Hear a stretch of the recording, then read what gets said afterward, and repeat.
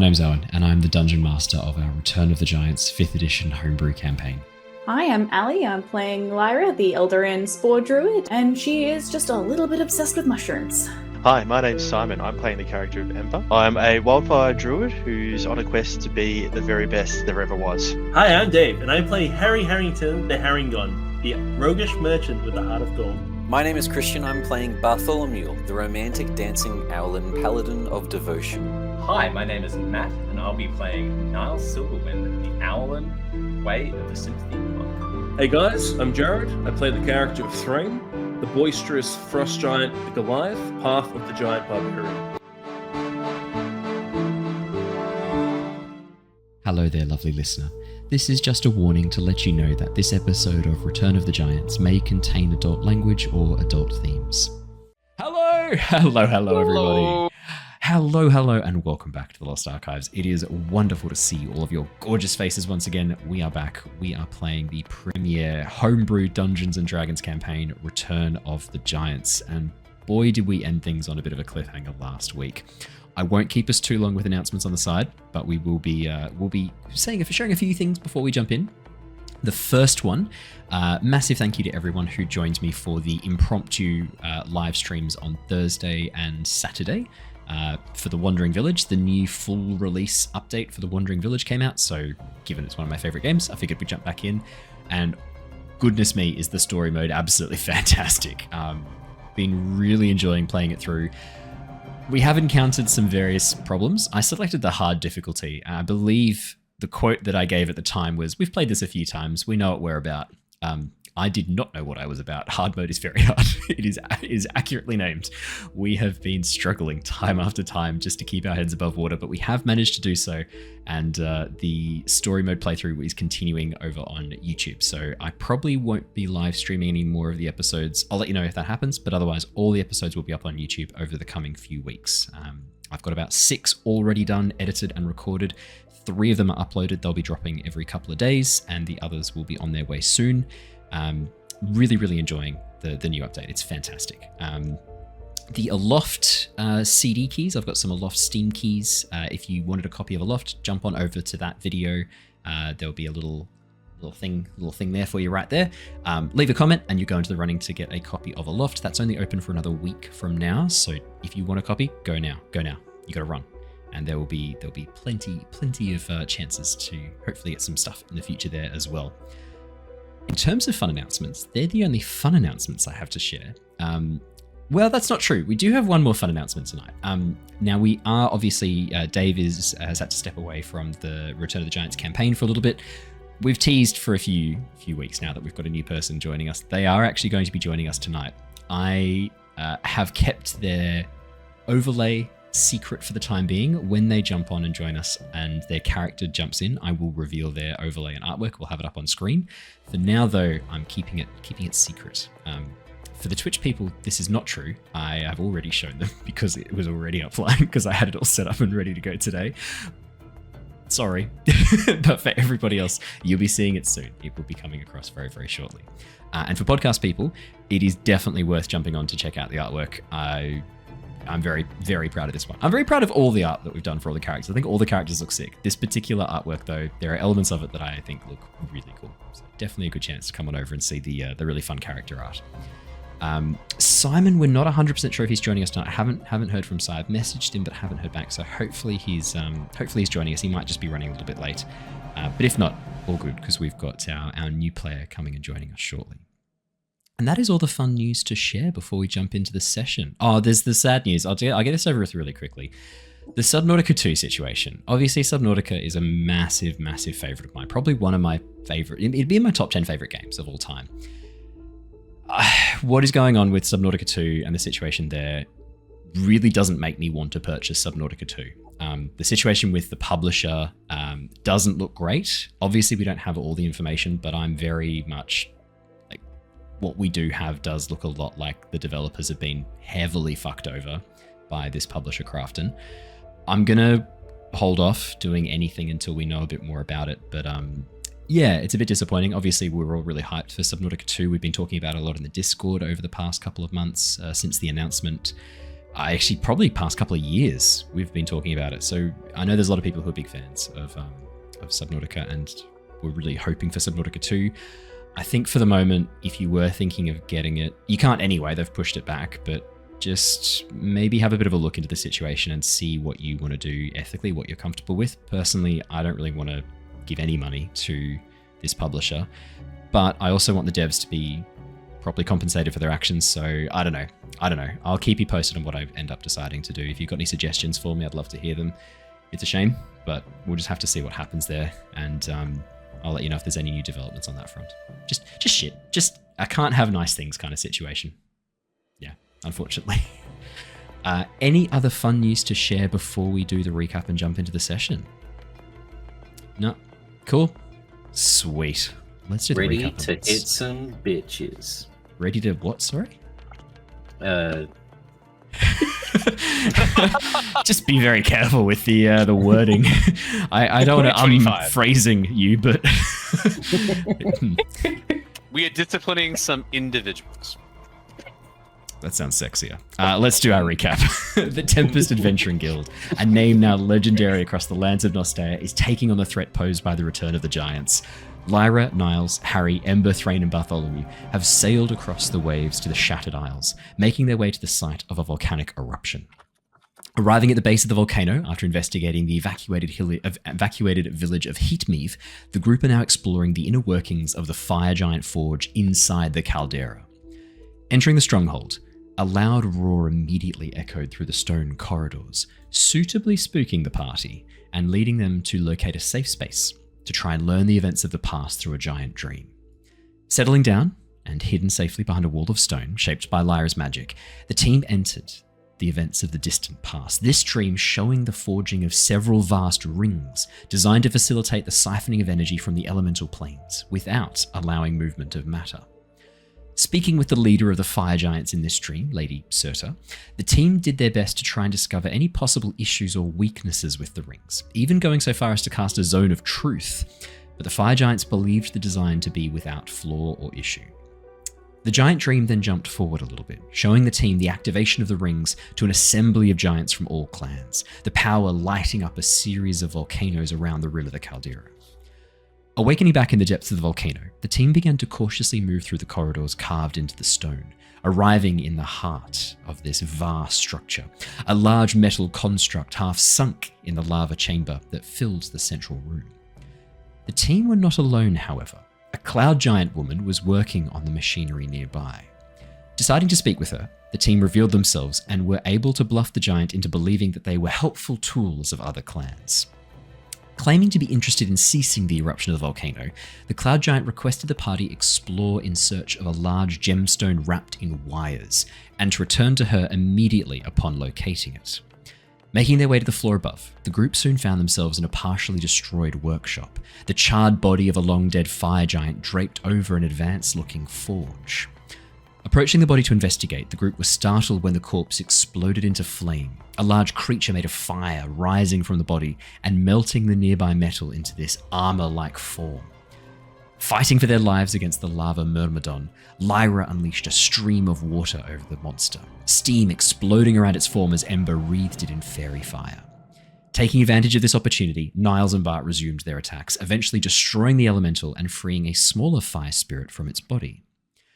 Introducing itself as Arihel, Ember quickly realized this fire spirit was in fact a nymph, and that it had been dragged through the malfunctioning energy siphons from the elemental plane of fire.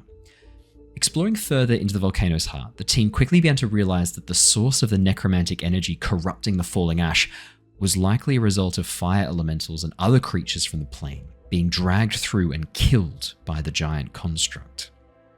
We left off last session as the team approached the upper floor, the energy siphon hovering high above, smoke, ash, and fire billowing from the maelstrom at its core.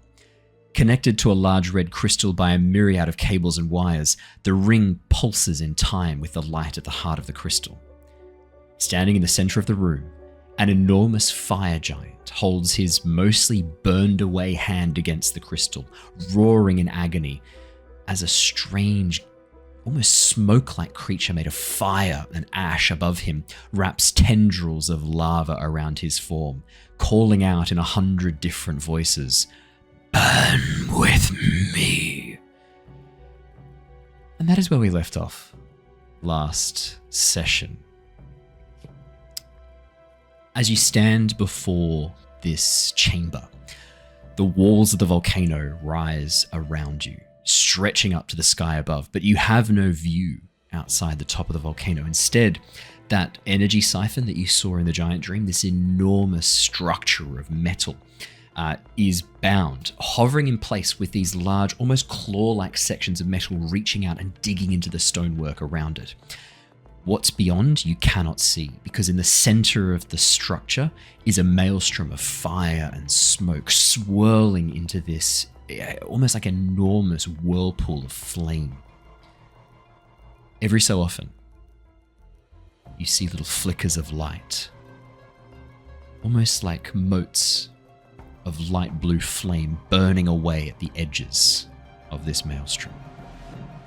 Far below, just to paint the scene again really clearly for you, on the floor where you are standing, around the walls are numerous structures of metal, strange obelisk-like spires connected via wires and cables to the ring above and to the gemstone, the enormous ruby hovering in place in the center of the room. The ruby's only about 20 feet off the floor, whereas the circle above, the energy siphon, is hundreds of feet above you, basically rising up towards the entrance to the volcano. Standing before you, the fire giant that you can see, his arm almost burned away. If he was a man, he looks like he's in his maybe 40s or 50s.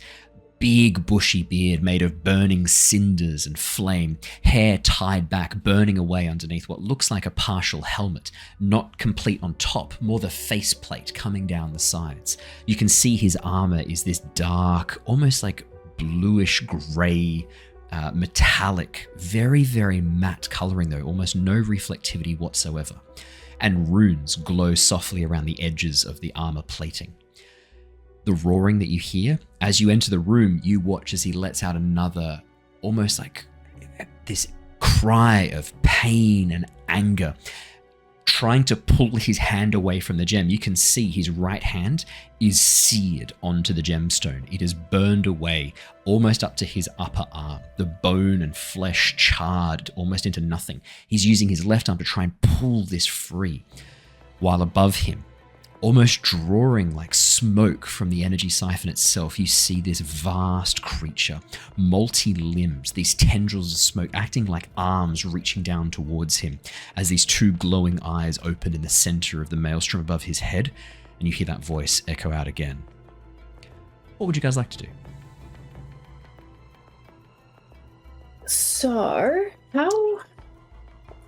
how far away is he from us at the moment? He's about 80 feet away from you, straight in front of you, in the very center of the room. You've entered up a staircase that is sort of hidden away. It's not open up onto this floor. There's a doorway that has separated the staircase from basically around the outside of the volcano. This long spiral staircase opens up like a doorway into the room beyond. Is that how we got there from? Yes, you've climbed.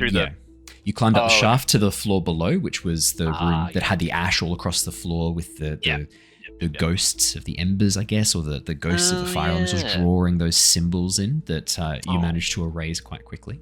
Yeah. Those guys. Yeah, cool. I've got an idea, guys. You're muted. Sorry, Christian. This fire giant's still alive. He's just being puppeted.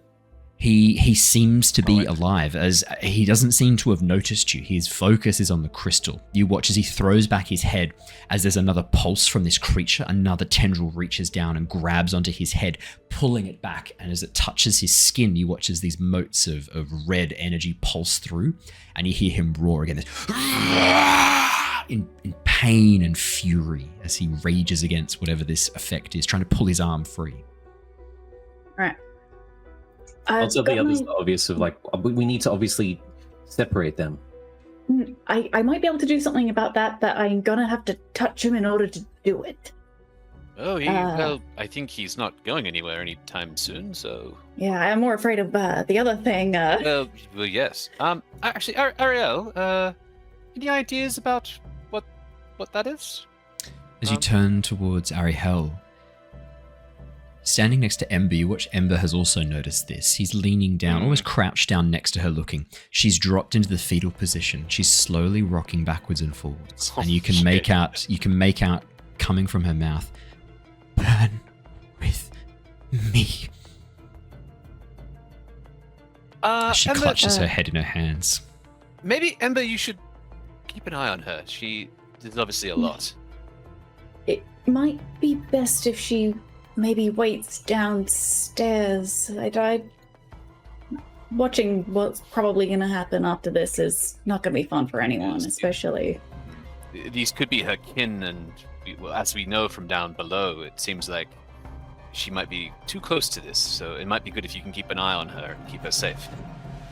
As you're talking, you watch as the fire giant lets go of his right hand with his left hand, reaches up and grabs one of the tendrils of smoke, and you watch as on his left hand, his heartstone pulses for a second, and crackling energy moves across his hand.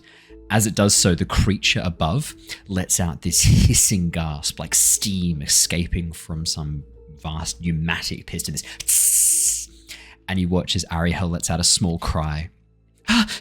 "Burn with me!" As she begins rocking backwards and forwards more intently. That's a good point, actually. Niles is going to look down to his own heartstone and try to make like a mental connection with the giant through the heartstone. Well, I can't do that. I was going to say, or we can just mental link if we don't want to do the rolls. That's true. I don't have a mental link, so Niles will try and reach out through the heartstone if you can. Perfect. Unless anyone else wants to. Niles.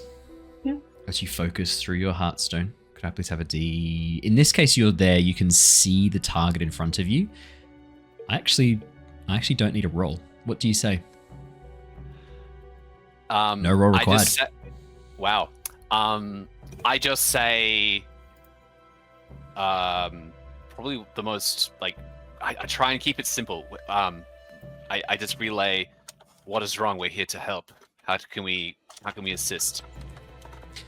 You hear in your mind the giant's voice, but in the background, the voices of hundreds of others overlapping. The giant's voice says, "What are you? Get me off this thing!" And you hear in the background, "Burn with me, burn with me." Classic, yeah, totally. Yeah, no surprise there. Yeah, well, it's about what we thought. He needs help. All right. Can I also? I'm gonna go the mental link instead of the heartstone, just in case the amalgamation is sort of on the same line, so to speak. But I just sort of want to tell the giants, like, I think I can get you off this crystal. I'm going to temporarily turn you into a cloud of gas.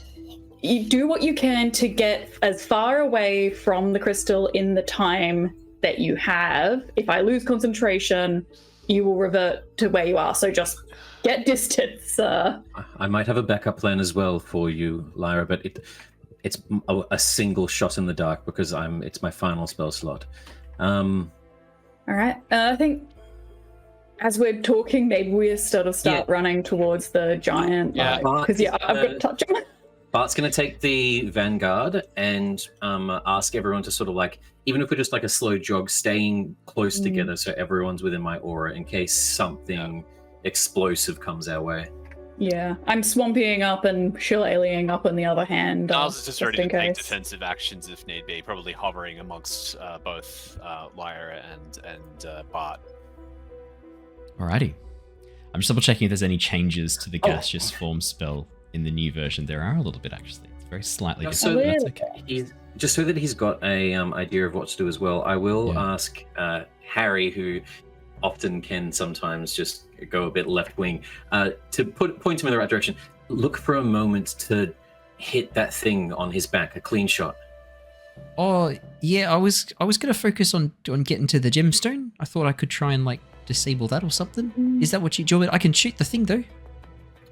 It's going to put you pretty close. You're better with sniping, aren't you? I'm pretty sneaky. And with that, Harry's going to try and roll a stealth check. Harry, need I remind you that your track record with gemstones of varying sizes has not been very good lately? Oh, I don't know. He's got Thickman helping him this time. Yeah, I got a 100% track true. record with destroying gemstones that are problematic. Well, that's true, except to the detriment of your own well-being. Well, I survived. how's the Owen stealth check? It's still loading up the character because I figured I'd open Ember at the exact same time. I was like, I'll open both of them. Here we go. Yeah. Let's see. He's got a +9. How bad can my roll be? It's a natural brother, 1. you- Oh, no. Yeah. I rolled twice by accident. We'll take the first one. I didn't mean to click it twice. It's not with disadvantage. It's not with disadvantage. We'll take the 23. The natural one does not count. It should not have been rolled. That was a double click by me. I was impatiently like 23. You watch as Harry grabs a bit of ash off the floor, paints it underneath his eyes, and then moves backwards into the shadows, creeping around the outside of the room.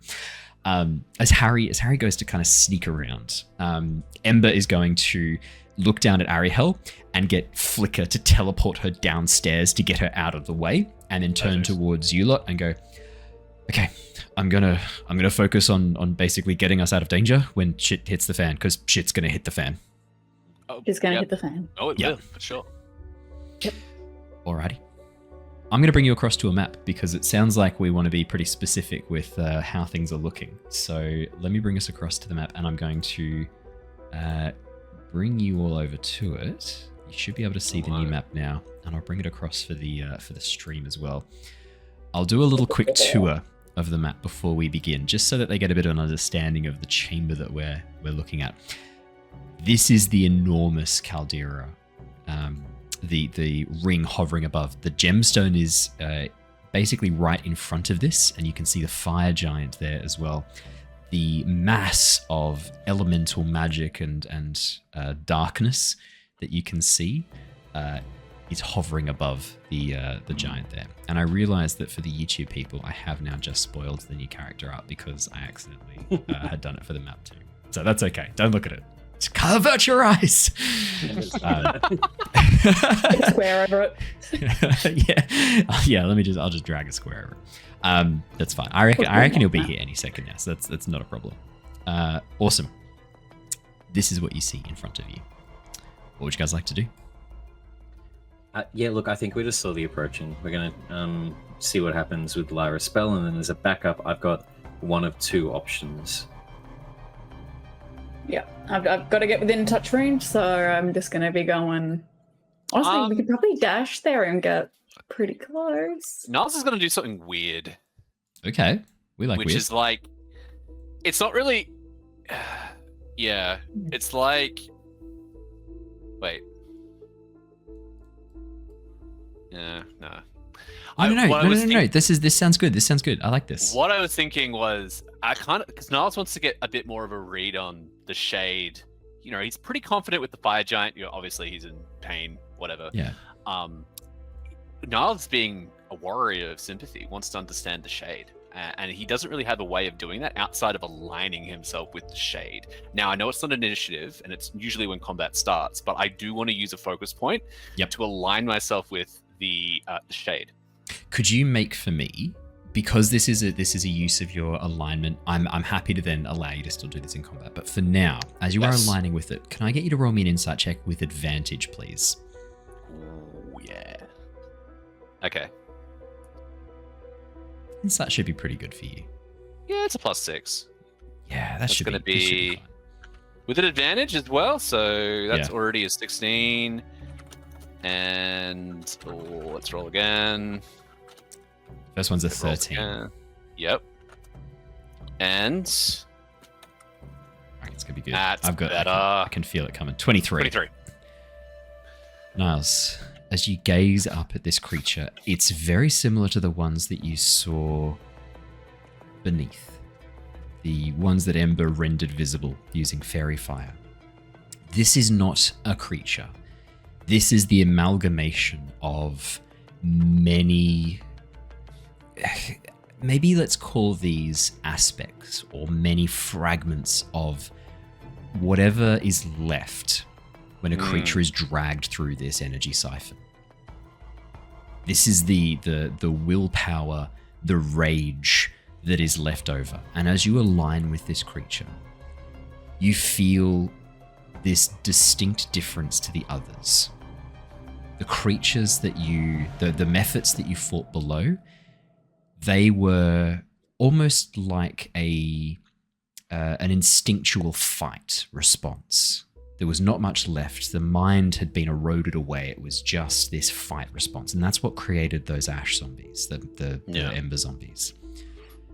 The creatures you saw below, they were a different type of response, one guided by the rational intellect. It was trying to counteract the magic, using magic of its own, trying to use sigils and symbols to break whatever this effect was.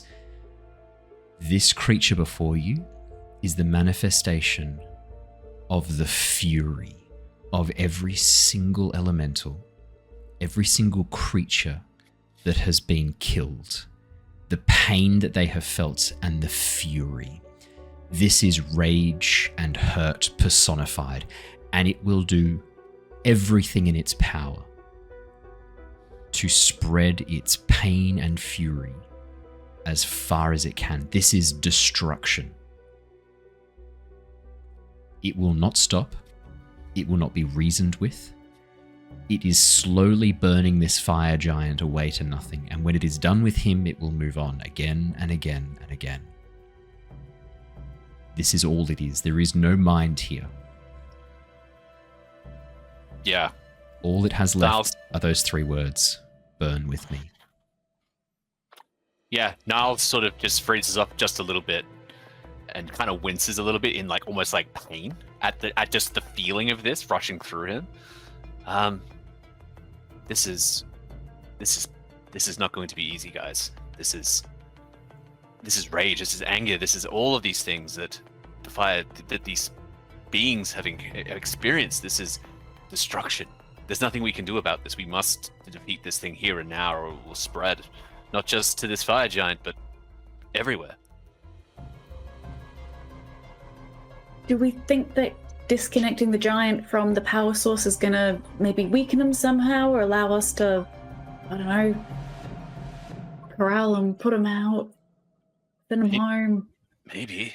This is just, it's running off of pure rage. As you stand there talking,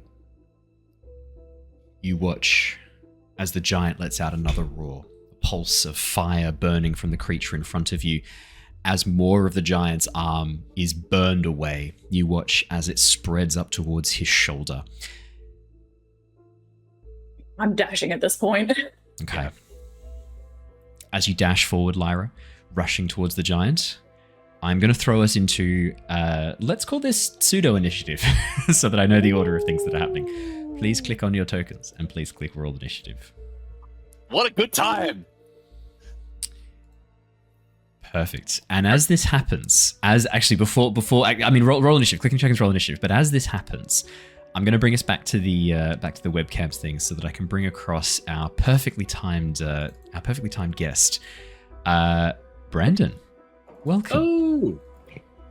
Oh, hey guys. Hey. Oh, hey, how you doing? Hello. Let me update the webcam with your correct artwork. I've just seen me and Ali's rolls. We need help, please. I have not. I was sprinting down the street on the way home as soon as I found out that everyone just got home without telling me they were home. I'm like, ah!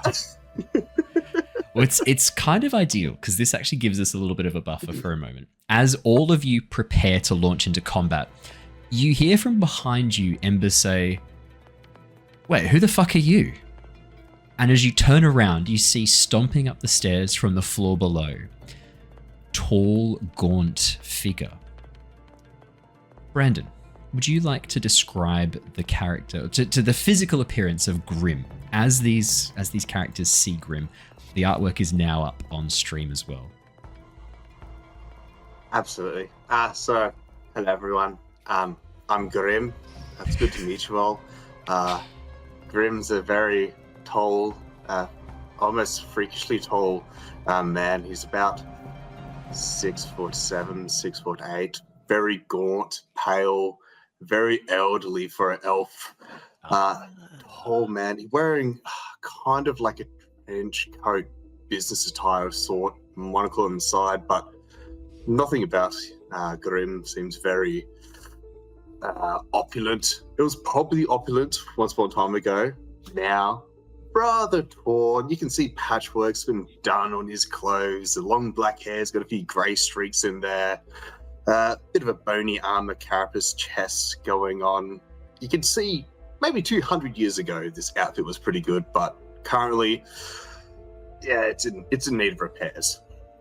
There's a few other motifs that stand out. Yeah, the bony chest plate does resemble, like, it's been very expertly made to resemble bonework. You can see that it's maybe some sort of porcelain or possibly bone. And there are little skull motifs on the kneecaps, which are quite small. You're hoping are not real skulls, because if they are, then they're probably from a gnome or another small human size. Grim, we're going to jump back in time a little bit for you. Your journey towards this volcano and how you have ended up here began 3 days ago. There had been reports of volcanic activity in a number of areas around. Not something you particularly care about. You happened to be moving through the town of Seastride, which is one of the floating cities, one of the floating Maloran Orc and in this case also Triton cities down towards the south in the Shattered Isles. You'd been in the Shattered Isles. There's a religion that has been active in that area for quite some time. The religion of Mors Sacris. And your particular interest in necromancy had led you there not to join, far from it, just to understand their particular teachings around necromancy. And having learned a little bit of useful information, you were sort of looking for new clues, new hints of anything interesting or anything that might indicate aberrant necromantic magic. Things that don't fit the pattern, strange necromancy. And it is at that point where reports came in of a number of orcs preparing to head out to evacuate the town of Heatmeave. Now, this is only a day's sail away from where you are. And the reports indicated strong amounts of necromantic energy bound within this ash cloud.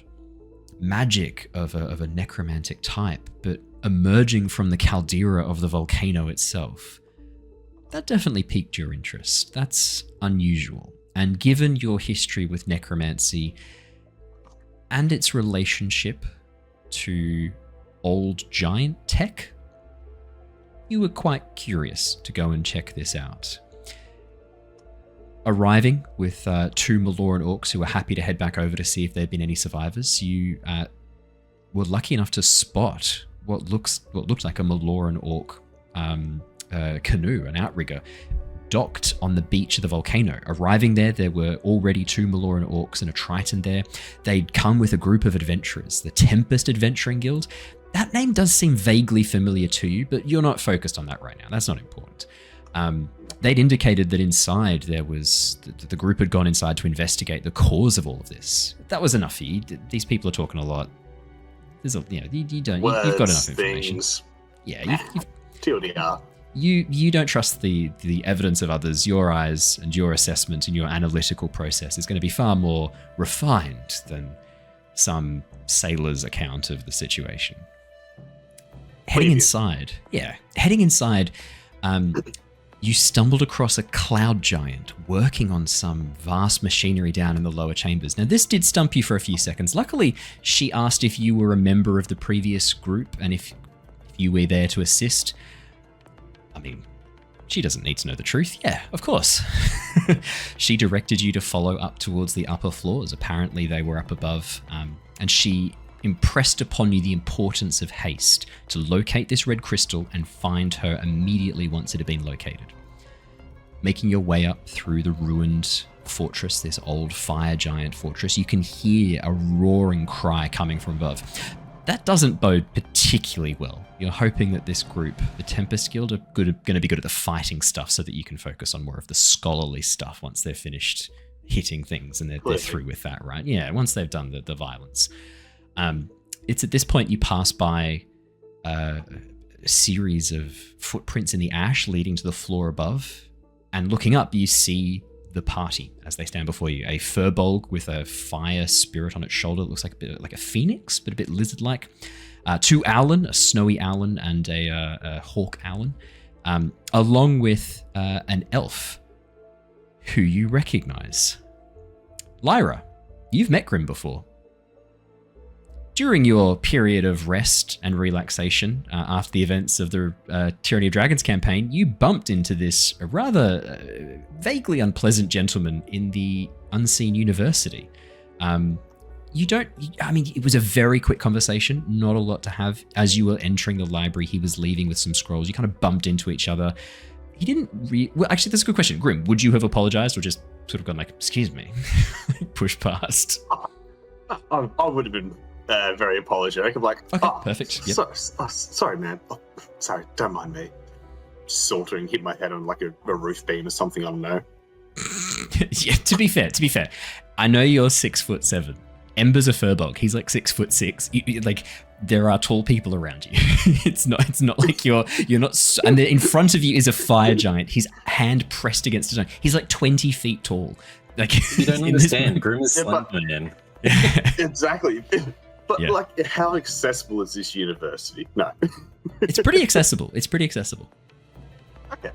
Especially in the that. Unseen University, a place that is designed to impress upon its students this sense of grandeur, of them being tiny little people moving around inside this old, vast, ancient academy. Everything is much larger than it needs to be in the Unseen University. It's to create this sense of all people. We're being inclusive in the university. I exactly. like that. That's nice. Yeah. But Everyone, yeah, Grim, you vaguely recognize this red-haired elf before you. You bumped into her in the Unseen University library. Lyra, this elf who you bumped into, the chest plate is what gives it away. He was wearing what looks like a rib cage. Bumped into you in the library. You remember this, it sticks in the mind. And as you stand there, he's just there in front of you. The thing that stands out to you most of all, rather than his clothing in this moment, is the gemstone embedded into the back of his left hand. He has a heartstone, same as you guys. He did not have one when you saw him in the Unseen University library. Or if he did, you did not see it or notice it. Maybe because you weren't looking for it at that point? You're not sure. Well, that's weird. I think and given my absolutely abysmal initiative roll, I think it's sort of just as I'm about to sort of launch forward towards this giant, looking over the back of the shoulder, I catch a glimpse of him, and it's just this moment of shock. And you know, like when you sort of run into someone that you're just completely not expecting, and you just sort of freeze for a second, you're just like, what are you doing here? What? Just that. You're like, I know you in a very specific context. This is not it. Mystic Studies 22BA University. Yeah. Is that you? Yes. We're a bit busy right now. Feel free to help out if you want. Cool. How'd you go? You were going off to study and do stuff. How'd that go with you? The career, was it good? His arm is burning off. You look behind them. You look behind them, Grim. Sorry, I didn't hear him. Really? His arm's burning off. See how long I can carry this for. I'll bring you across, Grim, to the map so that you can see as well. Yeah, it does seem to be like there's some stuff happening here. As you look behind you, you can see an enormous fire giant. His hand pressed against this massive ruby. Above him, a creature made of fire and smoke is burning him alive from the arm up, the one that's touching the ruby. You can see that it's already up to his shoulder. His arm is desiccated, the bones are showing through, and there is magma flowing between the cracks in his skin, in his veins. He is very slowly being consumed by his own element. It doesn't look particularly fun.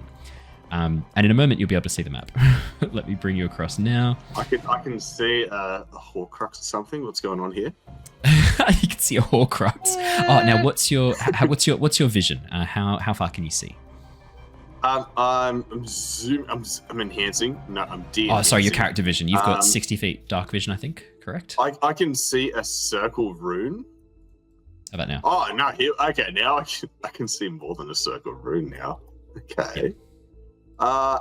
Things are looking good.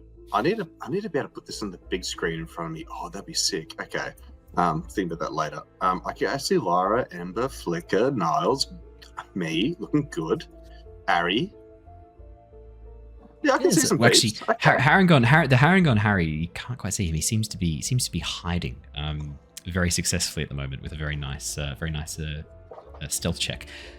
Can I please get from you, Grim, if you could please give me an initiative check. So click on your token and then click on initiative. And you're actually jumping in, not into combat, but you're joining us in the midst of, shall we say, a time-sensitive sequence, is how I'm going to pitch that. Think mine. Okay, how do I click? If I click my token, it And gives then go me to- like 3 circles. And then go to D&D Beyond and click initiative on D&D Beyond, and it'll roll it through if you've got the extension set up. Oh, got it. So it's so good. The Beyond 20 extension is basically amazing, and we can't play without it. Wow, you guys, your rolls are not good. Holy. That's a yikes stock. Sorry, guys. Wasn't a grand entrance. That's It's okay. Everyone's is kind of a yikes. 3 from just- Lyra, 1 from Bart. Is Bart's actually one? Yeah. Lyra's Roll. technically also 1. It's a natural 1, but plus 2. It's an outlaw. It's not good. You have minuses to initiative. That's not great. Do you think Niles would try to help Lyra because of Lyra's plan? It's a question for Matt. Yeah, absolutely. 100% would help. Given that we Maybe just because you can discussed see her it. distracted, like especially as Bart is like his hand is burning off. Try to Yeah. like grab Lyra's attention again. Lyra. Come Yes, on. yes. In fact, Yeah, that's what I'm thinking. yeah, I might bring Lyra with me on the initiative chart. I think I can make her match my initiative, I think. Is that how it works? Yes, so you can change hers to match yours. Would you like me to? Yeah. Because you've got, I think it's a line that lets you do that. That's correct. I will Perfect. bring a Thank you. line to a Lyra. I mean, normally I would do this with Bart, obviously, but Yeah. I think given the time I was the sensitivity backup of plan this, anyway, so I think this Yeah. makes sense. 100%. Yep. Alrighty, here is what you see. Lyra, as you sort of go to rush forwards, turn around, see a very unfamiliar face. Oh, sorry, a very familiar but unexpected face standing there before you. There's this sudden pause as you're like, the fuck? And then you feel claws grab the scruff of your neck as Niles picks you up, runs with you for a few steps, turns you the right direction, and helps push you forwards. Because like, not now, not now, not now. What? Let's kind of have a bit more pressing issues to deal with, Lyra. We can Shit's make going friends down. later. Yes, you rush forwards. First up on the initiative. Oh, sorry, there is one more step I need to do. We need to be rolling for the fire giants. Let me quickly roll Oh, yeah. for. They don't need to. They can just Yeah, watch. they do, and I definitely need to make sure I roll for the elemental. Awesome sauce. Harry is first. Harry is going to stay in stealth, creep around the outside. He is going to move up as close as he can to the gemstone, and he is going to ready an action. Because you kind of talked through a little bit of your plan, Harry is going to wait, Lyra, until you have separated the giant from the gemstone. When you do, he's going to try and connect with it with with Figment. That is his plan. Harry's got his turn held. The that's elemental shade. unfortunate. The elemental shade rolled a 19. That's That's so I unfortunate. love that. And that's I love I'd like to that. point out that for the elemental shade, that's only a +1. Yeah, sweet. Yeah, You're not rolling well. sorry about that. That's fine. That's You cool. watch as the elemental shade reaches down, grabs with more of these tendrils onto the fire giant. It's going to attempt to do magmatic conversion. Let's have... Who looks the most concerned by this? Ali does. Ali, could you please roll me a D100? Oh, You look like you're the most upset and my concerned lucky about D100 this. rolls. Give us a D100. 54. It's not Okay. 50. Okay. I'll roll a con save for the giant. Okay, that's only an 11 on the con save. That's not ideal. That's not what I wanted to hear. That's not ideal. Here is what happens. You watch as the elemental shade pours this fiery magic, this pulse of energy down into the fire giant. You watch as the giant lets out another roar, this one trailing off into more of a scream, as you watch sections of his chest and shoulder burn away. As it covers over the armor, you watch as the metal armor he's wearing melts, revealing this spiral-like section of patterns forming in the magma over his chest on his right side. You hear him call out, "Help me!" As he calls out in pain and anguish. That is the elemental shade's turn. Niles and Lyra. Niles, you would normally be first because you're higher dex, but in this situation, you can choose because you've allocated with a line. Would you like Lyra that's first? correct. Or you first? I think I want Lyra to act and do enact her plan. Perfect. So I will let Lyra go first in this instance. I have swapped your initiatives. Lyra, you are first. So I'm gonna step forward into touch range with the giant, cast gaseous form to hopefully disconnect him somehow from this stone, and hope that he can remember that when I said you're not gonna be able to move far, but just GTFO, like get some distance. Okay. Could you do me a favor? Could you please roll me a spellcasting check? Yes. I'm just gonna do that one. As if you're doing a spell attack, yeah. Oh, for fuck's sake. Okay. That's great. Lyra, this is what you see. And I want to apologize in advance for this. I think I know what's going to happen here. As you place your hand upon the calf of the fire giant and cast gaseous form, you watch as there's a moment of resistance against your magic, but you push through. And as this pulse of energy leaves your fingertips, you watch as the giant begins to dissolve into this mist. As it does so, though, you watch as above the elemental shade, mouth opening wide, descends and mixes with the misty cloud that is the giant. And you hear a final cry and then silence from the giant as it is absorbed into the elemental shade. Oh, shit. Yeah. I'm so sorry.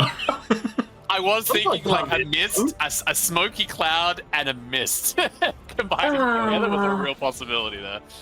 I didn't think that. Oh my god. You know what we want to know as well? What I just worked out as a third option. I made a little exclamation before. Ember. Captain Hindsight's here. I've got protection from good and evil, which can stop a creature from being possessed. This is fine. This is totally fine. It's all good. Yeah. Could have gone worse. As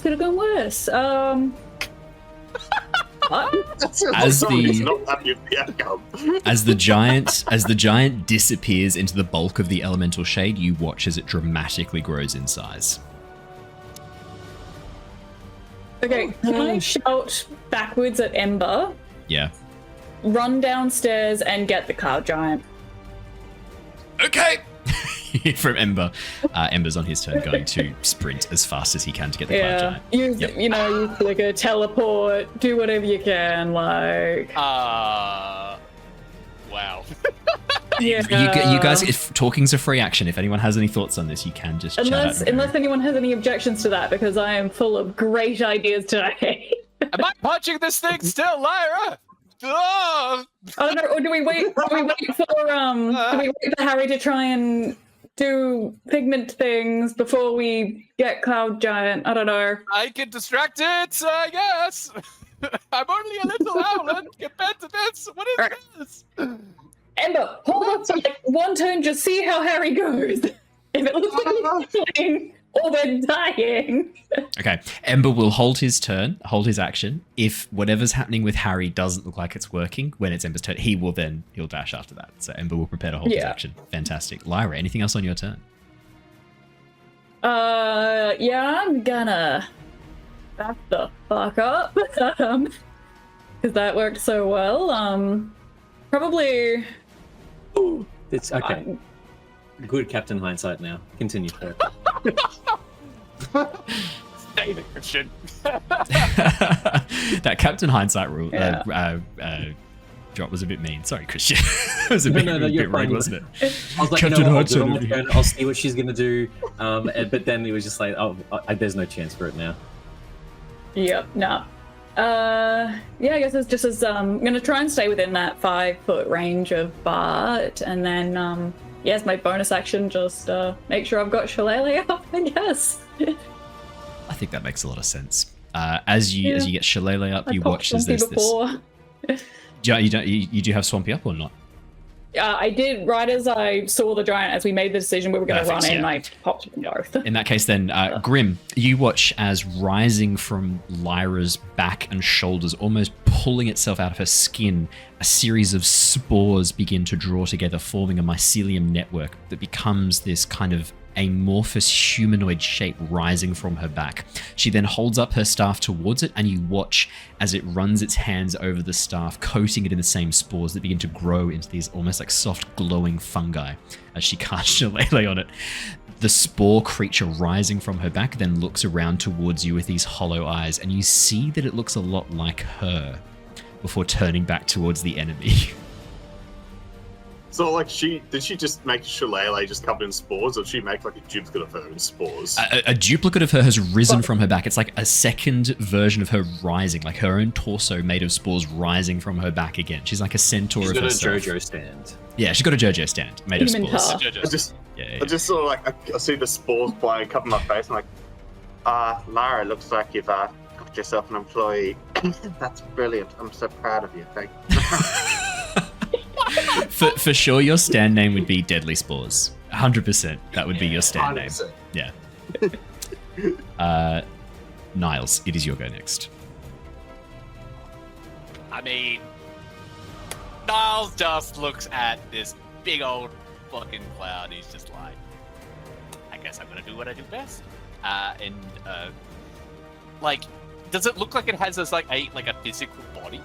Yeah, it does seem to be partly corporeal. You can see that it's not just composed of smoke and fire. There are sections of like molten magma running through it, sections of this like ash-like pumice, obsidian glass. It is like a manifestation of the volcano itself. Wow. Sick. Well, that's really cool. Niles is just gonna punch the fucking thing. I don't know. He's just gonna punch it. That's fair. That's fair. He's going to fly up a little bit, with his wings, like sort of get to a position that looks like, it looks punchable, good, punchable. And he's just going to start punching, throwing hands. That's going to be... yep, I'm hoping that's a hit. That's 25 will hit, yes. Yep. I'll roll again just to see if the other hit goes. That's going to be a 14? 14 will not hit, sorry. But 25 definitely does. Alright, well, I'll roll the damage on that one. That's going to be 7 points of damage. And I will flurry of blows as well.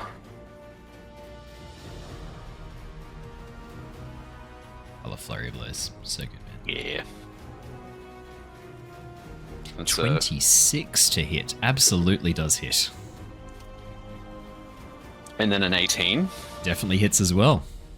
Ooh, good stuff. And I think one of those hits, I will try and use a stunning strike as well. Nice. A stun target automatically fails dex saves, right? That is correct. That is correct. I mean, I don't know if this thing's stunnable, but I'm going to try anyway. Fingers crossed. Okay, so that's going to be... Ooh, that's nice.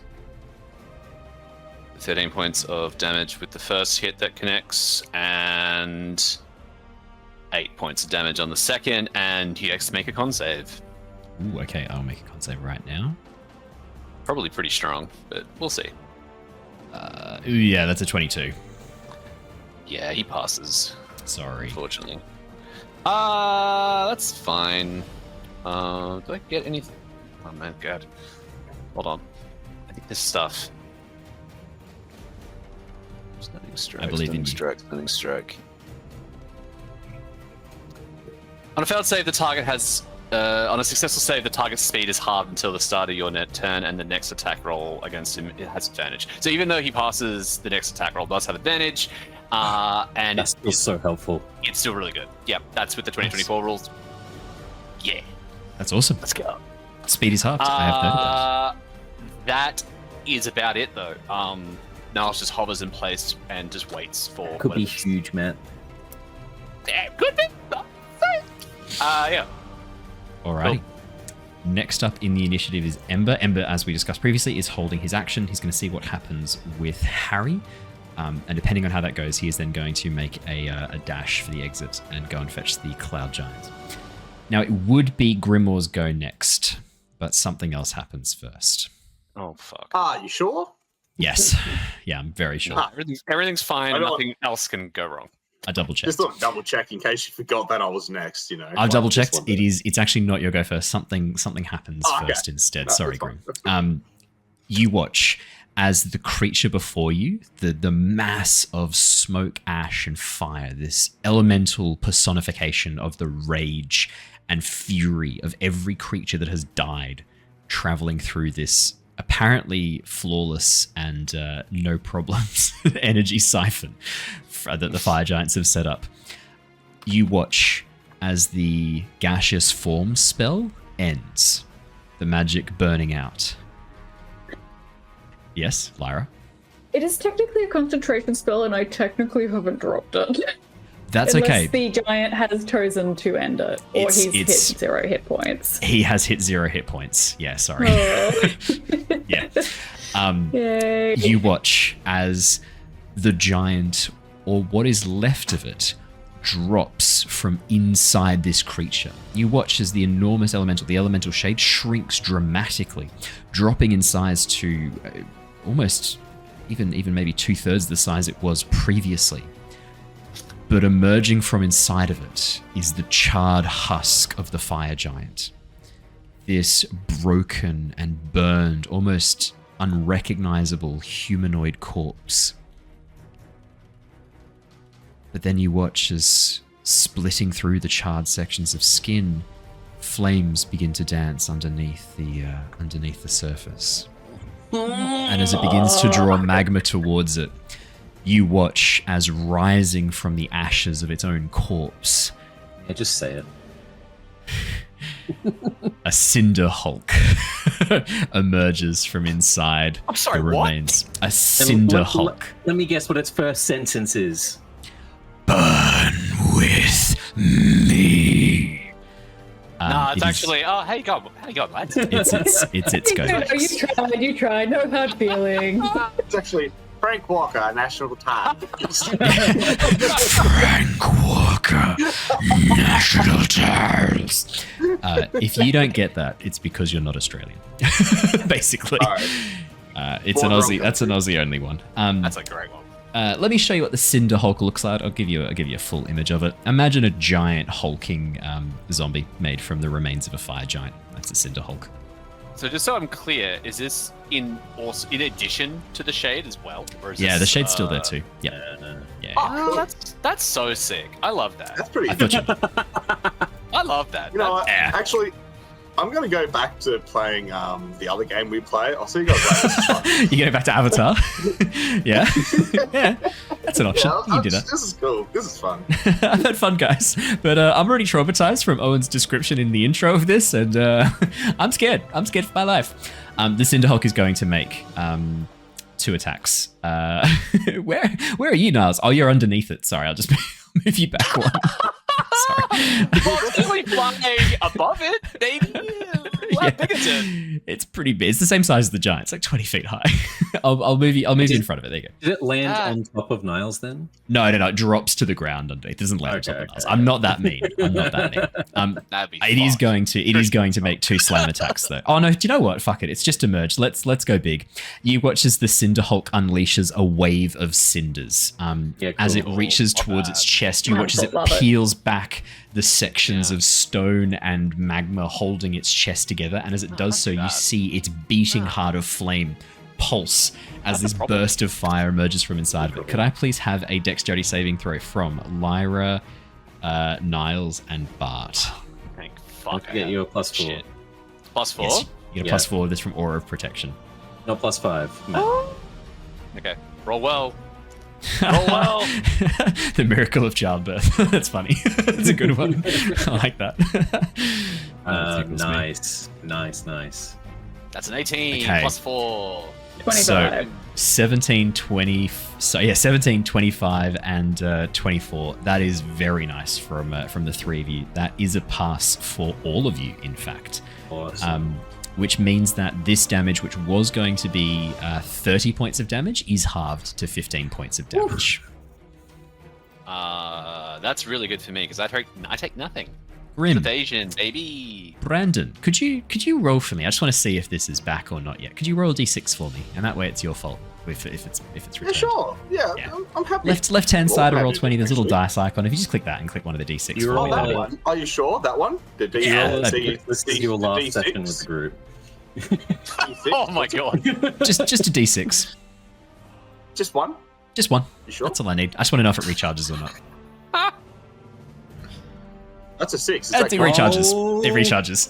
Thank you. Thank you very much. That's what I wanted to know. You watch as the heart goes dark for a second and then pulses to life once again as the flames begin to grow inside its chest. It does move the chest piece back over once again, covering its heart, this molten heart. I don't know but why, but Lyra, that's your friend's fault. Yes, it definitely is. I don't even know him. Seriously, I met him once. He doesn't Grim. even go here. Grim, as you stare upon this scene, your attempts to use humor to help you sort of deal with the stress of being in the field, in this moment, this is definitely scary. You realize that there is actual mortal danger here, and what's more, seeing this creature emerge from inside this elemental shade, you have no idea what the elemental shade is, but could I please get from you either an Arcana or a Nature check to see if there is anything about this creature you recognize, about its nature or about the magic that's just been used to create it? Arcana or nature, you say? Yes, please. I will go for. Let me double check. Yeah, I thought it'd be this one. Just want to double check. I'll go I for suspected Arcana. Arcana, yeah. Yeah, I thought it might be. That's gonna be a 26. 26. Grim. You are acutely aware of the magic that's just being used to create this. It's the school of magic that you specialize in to the highest degree. Whatever happened to this giant, you know that with its hand bound to the crystal, Lyra's attempt to cast gaseous form, a valiant effort, but ill-advised in this instance, as it has allowed it to be drawn within the heart of this creature, this elemental shade. And not the move you would have made, but you didn't want to interrupt. They were doing, and you obviously didn't know what Lyra was going to do before she did it. So, but yeah, it wouldn't have been your play. Its essence has been consumed by this elemental shade. You're not 100% sure what this shade is. To your eyes, and judging by its appearance, it looks to be an amalgamation of all of the souls, the rage and fury of the souls of elementals that have been killed, probably by that thing above you, the giant swirling vortex that looks like it leads into the elemental plane of fire. This is some sort of, almost a little bit like a revenant, but a revenant made up of a lot of dead things. It has just infected and turned the fire giant into a zombie, a type of zombie. You don't know the name, you've not studied Cinder Hulks before. In fact, this is the first time a Cinder Hulk has ever been on Nostea. This is the first time it's ever been created. But it's definitely a fire giant zombie of some sorts. The necromantic energy that's created this, powerful. And there's a faint, almost like a taste upon the air. There is necromantic energy all around you. If you wanted to, any of your spells that would require the use of raise dead or animate dead, anything along those lines, you wouldn't need a corpse. You could just create one out of the falling ash. There's enough energy around you and enough raw material from that portal above that you wouldn't need help. You could just do it yourself. Is there anything else you'd like to know about the creature in front of you? You get the sense it's probably going to be resistant to fire damage, given that itself is composed of fire. Makes sense. I'm picking apart my knowledge here to go, well, obviously this is something that's made of the dead and it's made of fire. So fire, okay, so probably not going to use that one. Rule that one out. But if I was going to use necromancy, it's dead, but fire. Could I use necromancy against this?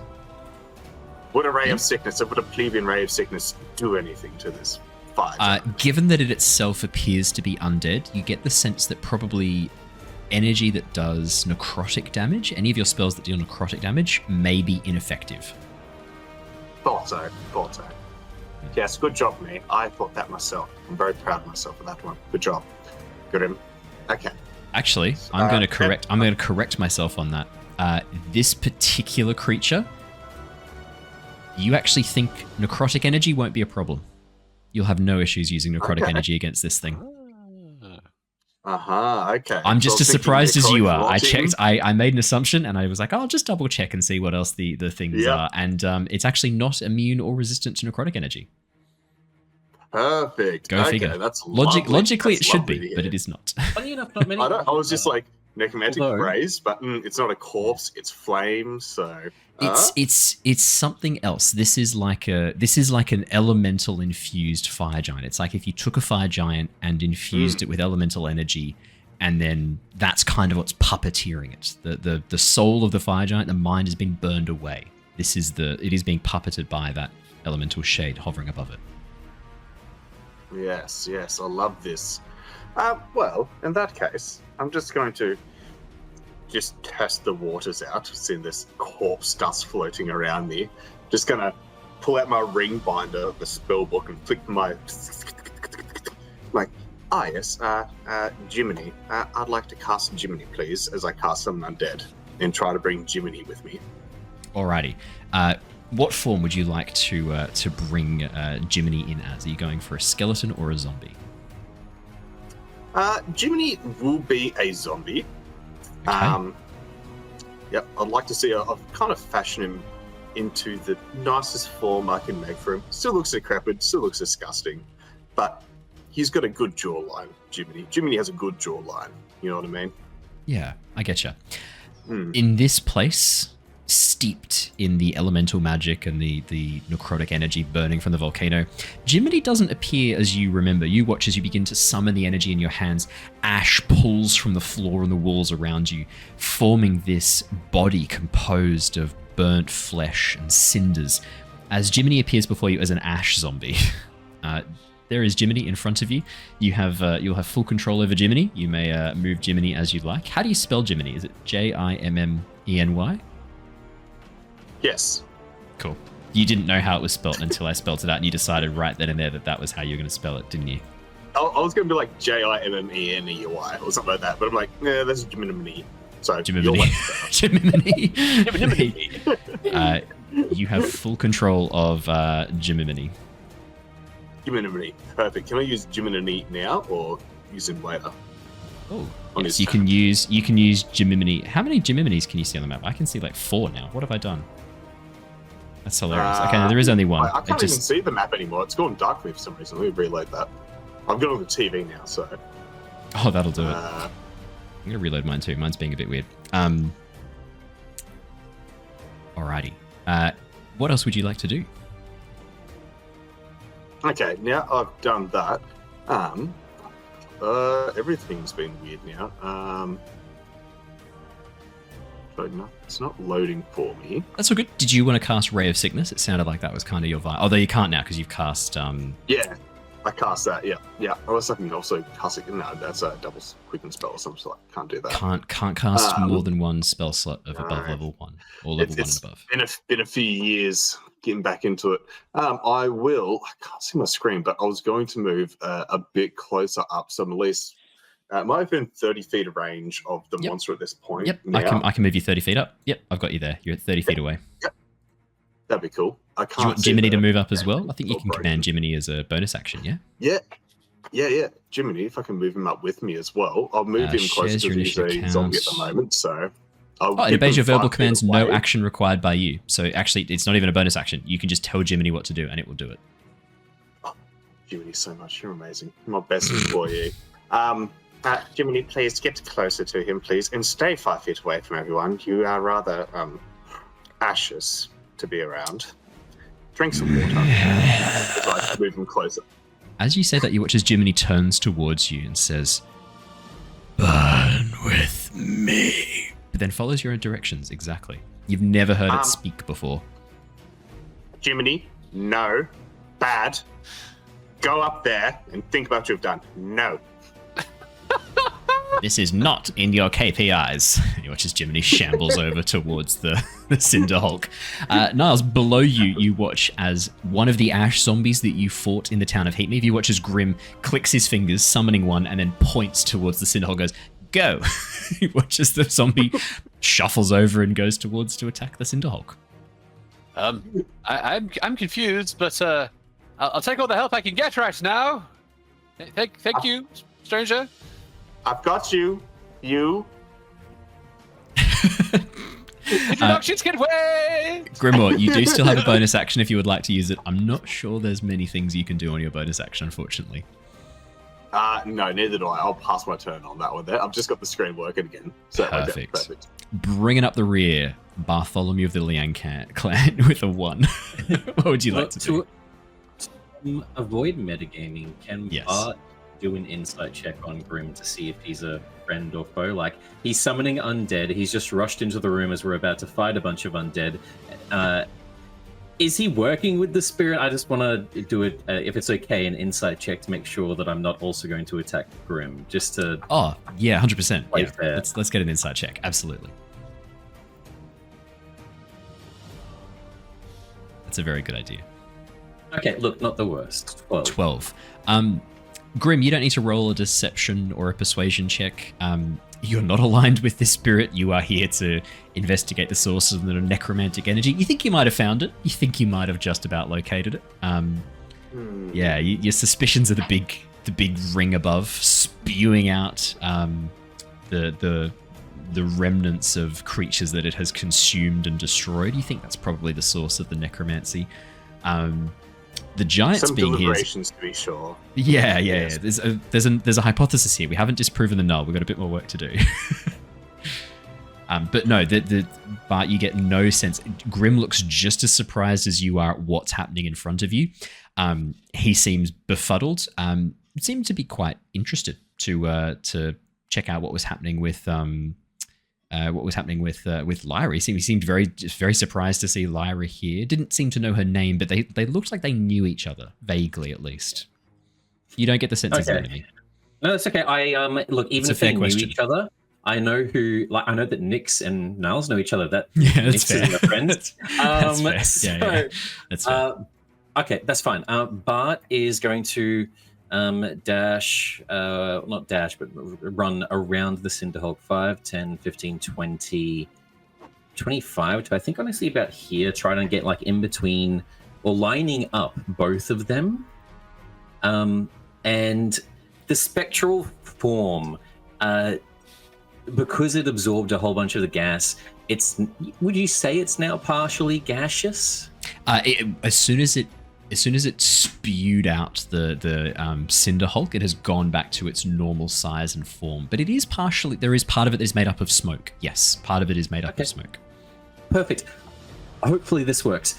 I'm just going to scream out, Harry, now! And I'm going to, from like my belt buckle, like a fire hose, uncork the bag of wind that I got from my Dragonborn shop. Ooh.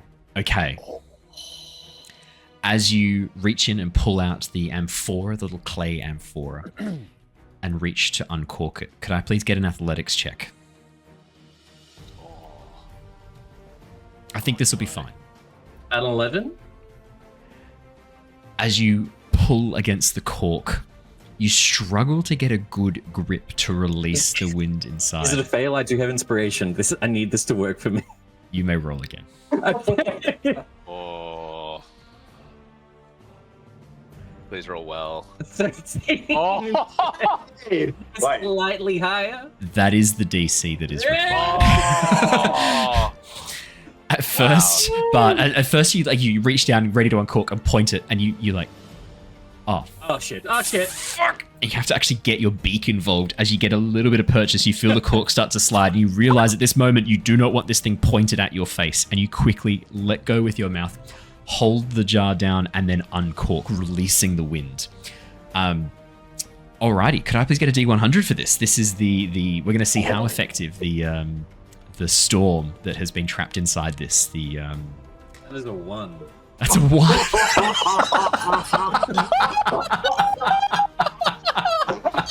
I literally don't know. I opened this, like, comes out. And it's really, really bad hate for my life. the other guy. It's Holy shit! No, do you know what? That's Do you know right, what? that's Do you know what? This actually really does match with the person who created this. There's a small wet and a bit of a pungent smell as you realize that whoever did this had just bottled bottled a fart. Oh, that is so unfortunate. Is that a whoopee cushion? Did you open a whoopee cushion? But speechless. It's so bad. So But- bad. But Completely- speechless.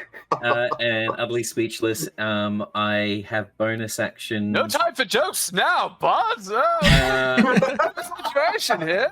With my jaw sort Oh, of, sorry. my jaw dropped. I'm not going to really know what to do.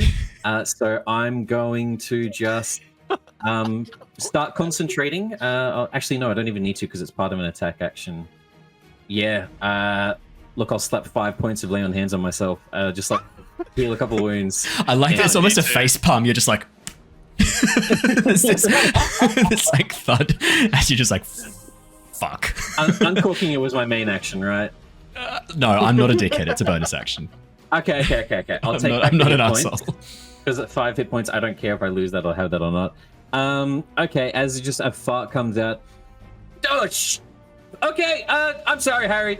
And I still want to give Harry a chance. So backup plan, I'm going to grab my Odachi and just go in for 2 strikes. I will try to redeem myself a little bit.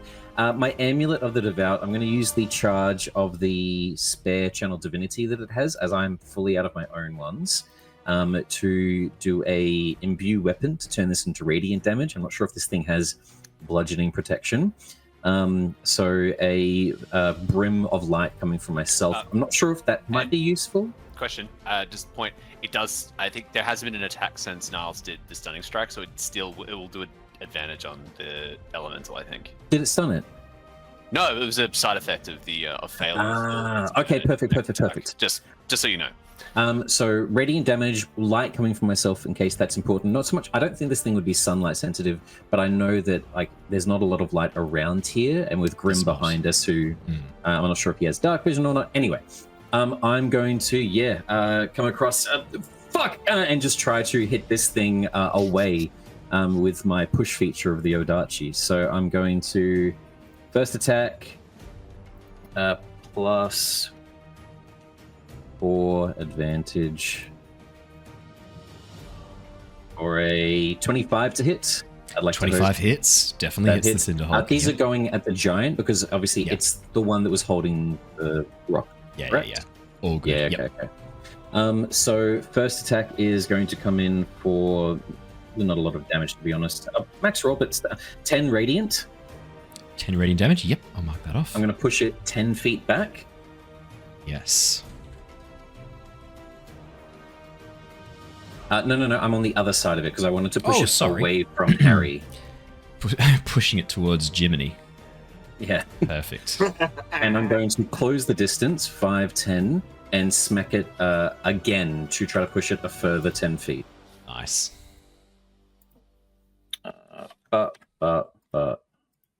For a 15 to hit. 15 hits. Oh, thank God. Okay. No. 6 more radiant damage. Sorry. 15 does not hit. I was looking at the wrong thing. No! Sorry. Okay. Sorry. No, that's okay. That's fine. I've still pushed it the distance that I want to. I'll close the gap, put myself next to Niles just for interception. And I guess the gemstone is like, well, like just I'm trying to ping, like just. I'll put it on the map. I'll put the gemstone on the map if you like to see there? it. It's right underneath. It's right below the creature, right below the elemental shade. So. No, that's fine. I'll keep myself not next to it, but just here, in between me. But I want to be next to Niles just in case this thing starts punching. Absolutely. Yeah, that'll be my turn. Sorry, I thought that the bag. I need to have a talk with someone. I've been scammed. Harry's held action will now go off. He couldn't get too close because of, first off, where the elemental shade was positioned. It was over the top of the crystal. When it absorbed the fire giant, it was very difficult for him to get anywhere near it because it grew in size to surround the gemstone. When it then spewed up the Cinder Hulk, he again couldn't get too close because of its positioning. Now that you've pushed it away, Harry's held action goes off. Harry is going to dash forwards and place his hand upon the gemstone. You watch as Harry immediately touches the gemstone and then pulls his hand back in pain as you hear a sharp sizzle. He looks down at his burned fingers, closes his eyes, and then holds out his metallic arm. Grim, this Harangon, this rabbit, one of his arms looks like it's robotic. It's like a warforged arm. And as he places it on top of the gemstone, you watch as he winces for a moment, and then goes very silent and very still. Nothing else seems to happen. We go back to the top of the round, which is Harry's turn. Harry is going to stand there. You watch as the gemstone flashes, a few pulses of light, and then you all hear this voice echo from around the chamber. It sounds like it's coming from the construction, the metal around you. It sounds like it's emanating from the walls themselves as you hear a familiar voice. Harry and I are doing our best to shut this thing down, but you will need to weaken that elemental shade above it. It and the crystal are joined now. Please hurry. We can't hold this for much longer. As Figment's voice calls out. That is Harry's full go. The elemental shade is going to look down almost in contempt as the eyes narrow, seeing more creatures. It is going to move towards the closest creature that it can see within range, which in this case, facing forwards, is Bartholomew. Bartholomew, the elemental shade is going to attempt to surround you in its burning wrath. That is going to be a 22 to hit. 22 does hit, yeah. That is going to be only 13 points of fire damage. Could be worse. Yeah, a wince of pain trying to block it with my buckler on my shoulder, but unfortunately just sneaks by. It is then going to make another attack against you. Bartholomew, you are the closest one to it. You watch as now tendrils begin to reach out and attach to you. Could I please have a Constitution saving throw?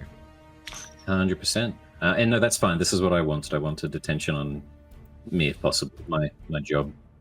Excellent. 24. 24 is a pass. It is going to be half damage from this, and you do not take any of the other effects, which we will talk about later.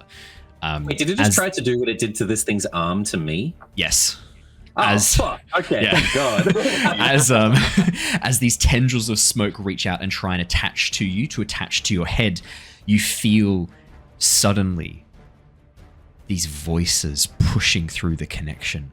You can't hear them. They are echoing inside your own skull. Burn with me, burn with me, burn with me. As they echo over the top of each other, but you steel yourself and close your mind to it.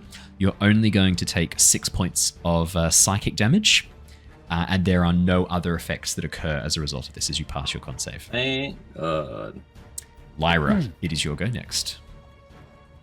Can I ask a couple of quick questions first? Is one, how wise does this elemental shade seem? And is it considered a creature? It is considered a creature. Shade. Yes, it's definitely a creature. It does not appear to be very wise. It is a... I mean, you saw Niles try and kind of connect with it, and I guess, Niles, would you have shared anything of what you learned from the creature in that moment? Oh, absolutely. With it? Yeah. Then Niles has said it's a being of pure fury, rage, and wrath. Oh, I think I get the sense that. there's not a lot of wisdom going on in there. Yeah. I just said it's just rage, basically just acting destruction personified. Yeah. Hormonal teenager. Yeah, edgy kid. Yeah. Conjuring some more spore-like magic, because my first spell went so well. I decide, let's try something slightly different. I'm so sorry. That was very unfortunate. So I'm going to try and use a magic that I haven't used before. Great time to use it for the first time. Always. And It's not a good time to try things for the first time, apparently. No, it's a great time. Let's do it. I'm going to try and turn him into a small, slow, weak, heat-resistant desert tortoise. Oh, custom polymorph. Okay.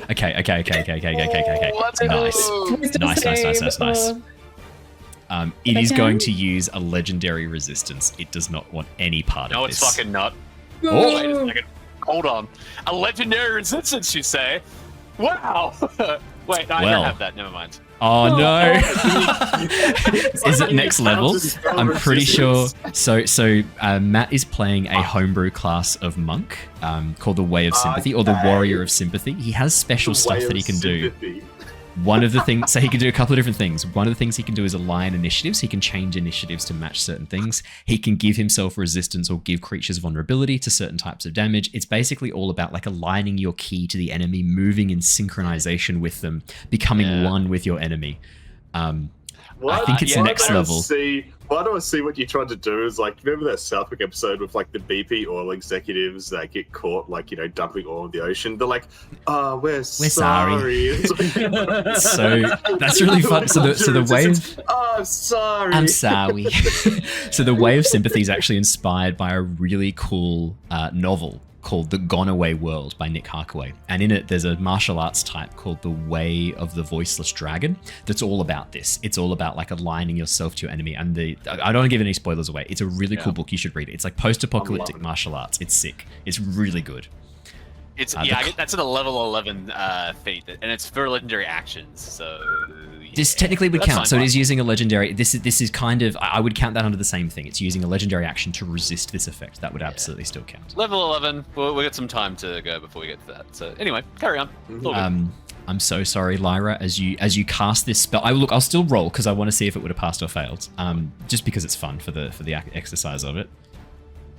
Oh, that's a 3 minus 2 is a 1. Oh, I'm so sorry. It's definitely going to use the legendary action, the legendary resistance in this case, to block it. As you activate the spell, you watch this for a moment. Its form shimmers and shifts, begins to shrink down, and then you hear, "No, burn with us." And you watch as its attention focuses on you, Lyra. Fully on you. Okay. In that case, You know what? I'm gonna give it a little oomph. I'm gonna give this a little oomph for the burn with us. I think we're ready for it. Please work, you son of a bitch. Burn with us. Well, it's good. No thanks, doesn't seem pleasant. And then how is it? You hear from inside the zombie. It's not good. 20, 25, 30. No, it's because if it's based on me, I'm gonna try and lead it the fuck away. Like, at least try and get it away from Harry. Is what I'm Lyra, do you have any nice words for me? Don't burn with him. I'm gonna look down at my scars. It's not working. I'm trying to lead him away. I'm hoping that he's focused on me. Those words of yours that I'm really hurting. Oh, that's right. I can do something. No. See, this is where I'd use a spell if I hadn't already. Oh, good. Unless, yeah, because it's with the legendary action, it means I've still used the spell slot. I've still used the spell. Do I have anything I can throw at you? Don't worry, Lyra. We'll just keep punching it with our bare hands. Yeah, I'm sure that will be fine. Yeah. My back. Yeah. Yeah. Maybe Flicker can do an extra. I don't know. God. Yeah. Ember and Flicker, upon seeing Harry freeze in place with his hand on the gemstone, and then Figment's voice calling out, like, we need to destroy this creature, Ember and Flicker have gone to go and get the Cloud Giant. Yeah. Ember and Flicker are out of there, man. Yeah. They're like, yeah, fuck that. Absolutely not. All right. Alrighty. Well, in that case, again, yeah, that's it for me. Niles, me boy. Yeah. I do feel that. Yeah, Niles is in a bit of a situation. He's kind of in combat with this big old Firehawk. But upon seeing Harry trying to take the gemstone, the elemental shade, what can Niles do to shake away this little situation he's in? Shoulder to shoulder, Bart will turn to you. I'm going to keep pushing this thing away. Can you help Harry? Yes, of course. I was just planning on that, actually. Give me a moment.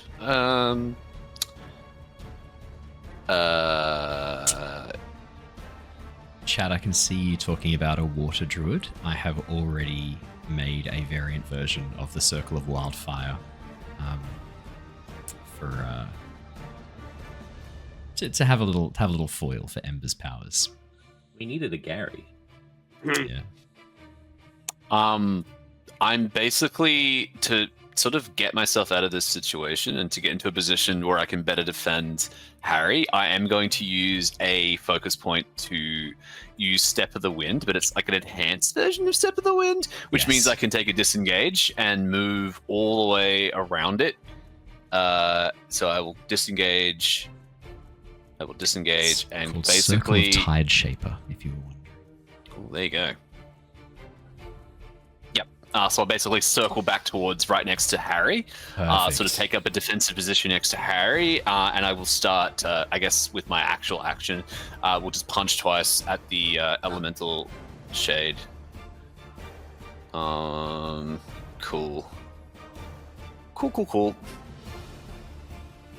No doubt. No doubt. As you rush around, moving towards the side of the giant red gemstone, you can see Harry has had to climb up into the air. As I said, the gemstone's hovering 20 feet above. He's climbed up part of the wiring and part of the cabling that connects to this red gemstone set into this metal structure. And it looks like he's currently sort of seated, almost like side saddle on one of these large sections of cabling with his hand pressed against the gemstone. Harry's eyes have closed, but you can see his Heartstone, Niles, is flashing erratically, kind of matching the flashing of the inside of the gemstone. Unarmed strike. 22? Yeah. Got a 10 and a 22. 22 I'm hoping will hit. 22 definitely hits. 10 I'm assuming, what size is this creature? Large. And Niles is a... Medium. It's the one just above. So I can attempt to grapple it then. You technically can attempt to grapple it. Yes. With the hit, I will attempt to grapple the elemental shade to further prevent it from getting Harry. So that's what I will do. Alrighty. So it's going to be an 8 plus 3 plus 5. So that's going to be 16. 25. That's fine. Sorry. That's okay. Sorry. Cool. And I'll just do 7. As you try and grab onto it, you see its form shift and move. This amorphous creature with like a semi-physical form. Hard to grapple in this instance, apparently. Yeah, it is a little bit hard to grapple. I will just imbue a strike to do 6 force damage to it. Perfect. 6 force damage. Nice. Anything else on your turn, Niles?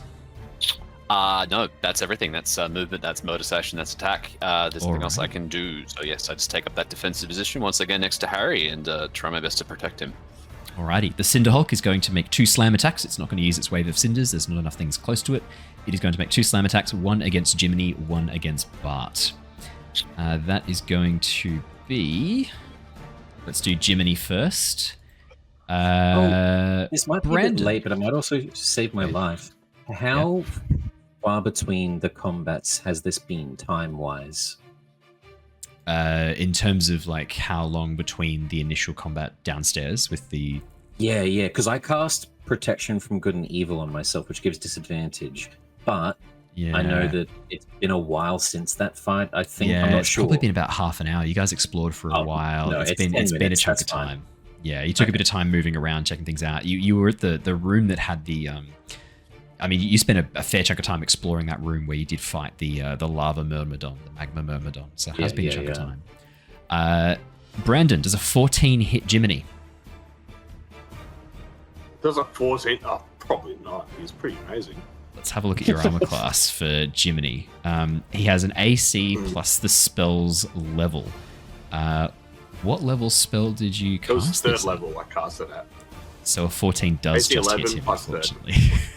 Ah, that can't be right. No, I'm pretty sure it's fourth level. But a natural 1 for a total of 9 does not hit you. Yeah, thank God.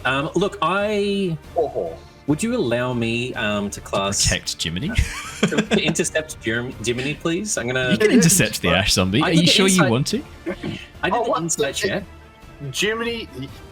This is a good thing. It's a good thing. Not a bad thing. Jiminy's been a man of security. Like, he's more than happy to jump in the road of, like, anything to save him. I'm not taking... Don't worry about Jiminy. I'm reducing it.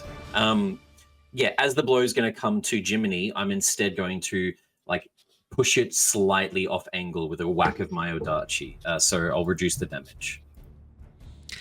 Alrighty. That is going to be... So Jiminy would have taken... he reduced it by 2. Okay. Plus 3 on that. Oh, plus 3 on that, so reduce it by 5. So Jiminy would have taken... what's that? Fucking hell. 20 bludgeoning damage and 16 fire damage. Instead, he only takes... I tried. He only takes 15 bludgeoning damage and 16 fire damage. Oh, he's fine. Well, he's got 30 HP, Jiminy. He's looking sweet. Don't you worry about Jiminy. So he had 30 HP, I think, is what you were saying, correct? Oh, yeah, he had. So you're saying the 5 points actually saved him then? But it doesn't, though, because 15 plus 16 is 31. Yeah. What? So I'll tell you. Math. Yeah. So you watch. Jiminy, you are a good employee. You served the company well. You are now terminated from employment. We will see you tomorrow. Once you have been reconstituted, I will accept no lateness. Death does not prohibit you from arriving on time. Wow. As you watch as Jiminy is vaporized by this hit. It's at this moment, Niles, not Niles, at this moment, Bart, you're very grateful that you did not get hit by this. As you watch, as the Cinderhawk smashes down, you nimbly dodge to the side as it smashes down with another fist into Jiminy. You watch as Jiminy just explodes into ash, disappearing instantly as you go to block it, and you're like, oh, fuck. That is the Cinderhawk's go. Grim. You watch as your precious boy, employee of the month, is burst into ash in one hit. I'm sitting here, I'm looking at this, and I'm flicking through my folio, my folder. I'm like, okay, I'm going to have to dock his pay for that one. That was not adequate. Okay, I'm going to have to bring in some more people here. Jessica and Jorge and James. Okay. Jess and Jessica from accounts and Jorge and James from sales. Come on, get off break. As I'm going to use Animate Dead, and because I'm a necromancer, I can use when I first do it, I can target 2 corpses, and because I've got undead thralls, when I use this, I can target 2 other corpses, so I can bring 4 corpses at once in this area, if I understand that correctly. That's that is correct. So Jessica, Jorge, who else did you have? So sorry to keep throwing this at you, but I'm going to try and keep these names continuous. I'm going to try and keep the family of the company together. If you're looking for names, you can jump onto fantasynamegenerator.com and just spam it for elves, for dwarves, or are they all humans? Do you exclusively deal with human corpses? Oh yeah, humans. Yeah, because I'm an elf and humans are expendable, so it's fine. That's really good because I don't think there's any humans in this party, so that's great. Yeah, this is great. Yeah. So Jessica from admin and accounts, and Jorge and James from sales. Okay, I've got them. You watch as I'm taking notes so we don't mess around with this. So you're using your necromancer feat now. This isn't just you casting Animate Dead. This is you reaching in and starting to activate your necromancer powers. Here's what happens. For all of you who are watching and paying attention to Grim, you watch as Grim like flicks through the book, not really looking too concerned, apparently. Flicks through the book, reaches the spot, closes his eyes for a moment, begins muttering. Grim, when you cast your magic, what does it look like? What does your magic appear to be as you cast it? As I'm casting it, it looks rather sort of bureaucratic as he's going through. It's kind of like you're in a meeting with management and they're flicking through and they're reading through your CV or something like that. And like, okay, yes. So you're good with your hands. IQ of 28, not great, not bad, like very bad. And it's kind of like he's reading through like his employee contracts, making little notes in the air. You employee. Draw little sigils and light in the air in front of you. Yeah, he's like deliberating when he's choosing his employees. As this happens, you watch as Grim's right eye and the side of his face where the monocle is located, you watch as a series of dark spiral-like, almost what look like tattoos in this moment begin to rise to the surface of his skin. As Grim's right eye beneath the monocle, shadows begin to leak from it, almost like bleeding out like tears from his eyes. And the shape of these dark tendrils forms almost like this mouth superimposed on the side of his face. As you finish tracing the sigils in the air, Grim, you watch as shadows begin to emerge from your hands, leaking down that right-hand side of your body. And as they grab onto the ash and pull it together, the zombies that you pull together still resemble the ash zombie that you summoned before, but all of them now almost look like they're crying shadows, and underneath the surface there's this roiling mass of darkness, almost like tendrils of shadow holding these things together. This is very unsettling necromancy. Grim, you know that whenever you use your necromancy powers, there are unfortunately some little visual hints that might give away some of your history with necromancy, but in this moment you're sure that people are too focused on other things. And as you finish casting the spell, the dark shadows fade away, your eye turns back to normal. You're hoping no one noticed in this moment. It's an awkward conversation as Jessica, James, and Jorge appear in front of you, summoned from ash. Okay, guys, quick team huddle. So glad you can make it. You look terrible. We have to talk about skincare routine because we really look. We want to look good in front of the clientele, but we don't have to worry about that right now. There's elemental shade of some sort over there, and a Synthhawk over there. Jess and Jessica from accounts. Yes, good to see you both. Okay. They're skeletons, and James and that from sales. They're going to be the zombies. That's fair. What I'd like you to do. That's fair. Is Sales, could you please go up to the Hulk? Please smash it. Do whatever you need to do. Just distract it. Jess and Jessica, I need you to shoot the shade. Okay, please. We need to stop that. The business is too crazy right now. Okay, you stand in front of me. I'll stand behind you, and I'll tell you what to do. Okay, lovely. I appreciate your work. Okay, and that's my turn. You watch as Jessica moves in front of you, pauses for a moment. And then in her hands, summoned from the ash and smoke itself, you watch as a bow made of fire emerges in her hands as she slowly begins to pull back, ready to shoot. Please feel free to make attacks with your zombies. Oh, thank you. Okay. So with those guys, let me just get used to using this again. How do I roll their attacks as zombobos? So you can do it from inside the actual spell where it shows the spell. You can, yes. So you should have actually, so you might not have the skeletons. I can send you the links to the skeleton and the zombie, and then you can just use them straight from there. It doesn't have them the undead. That's okay. I can send it to you right now. And then what you can do is add these as companions or add them as like little pets in the other part of your character sheet. I can do this for you later. I'll just send you these links now, and then you've got them ready to go. All right, thanks heaps. It's pretty cool. I'll just send it to you through Facebook. That's the easiest way to do it, right?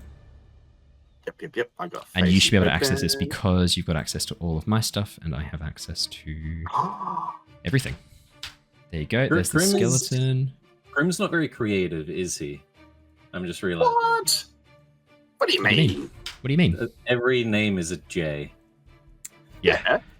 He exclusively hunts humans with the first name starting with J.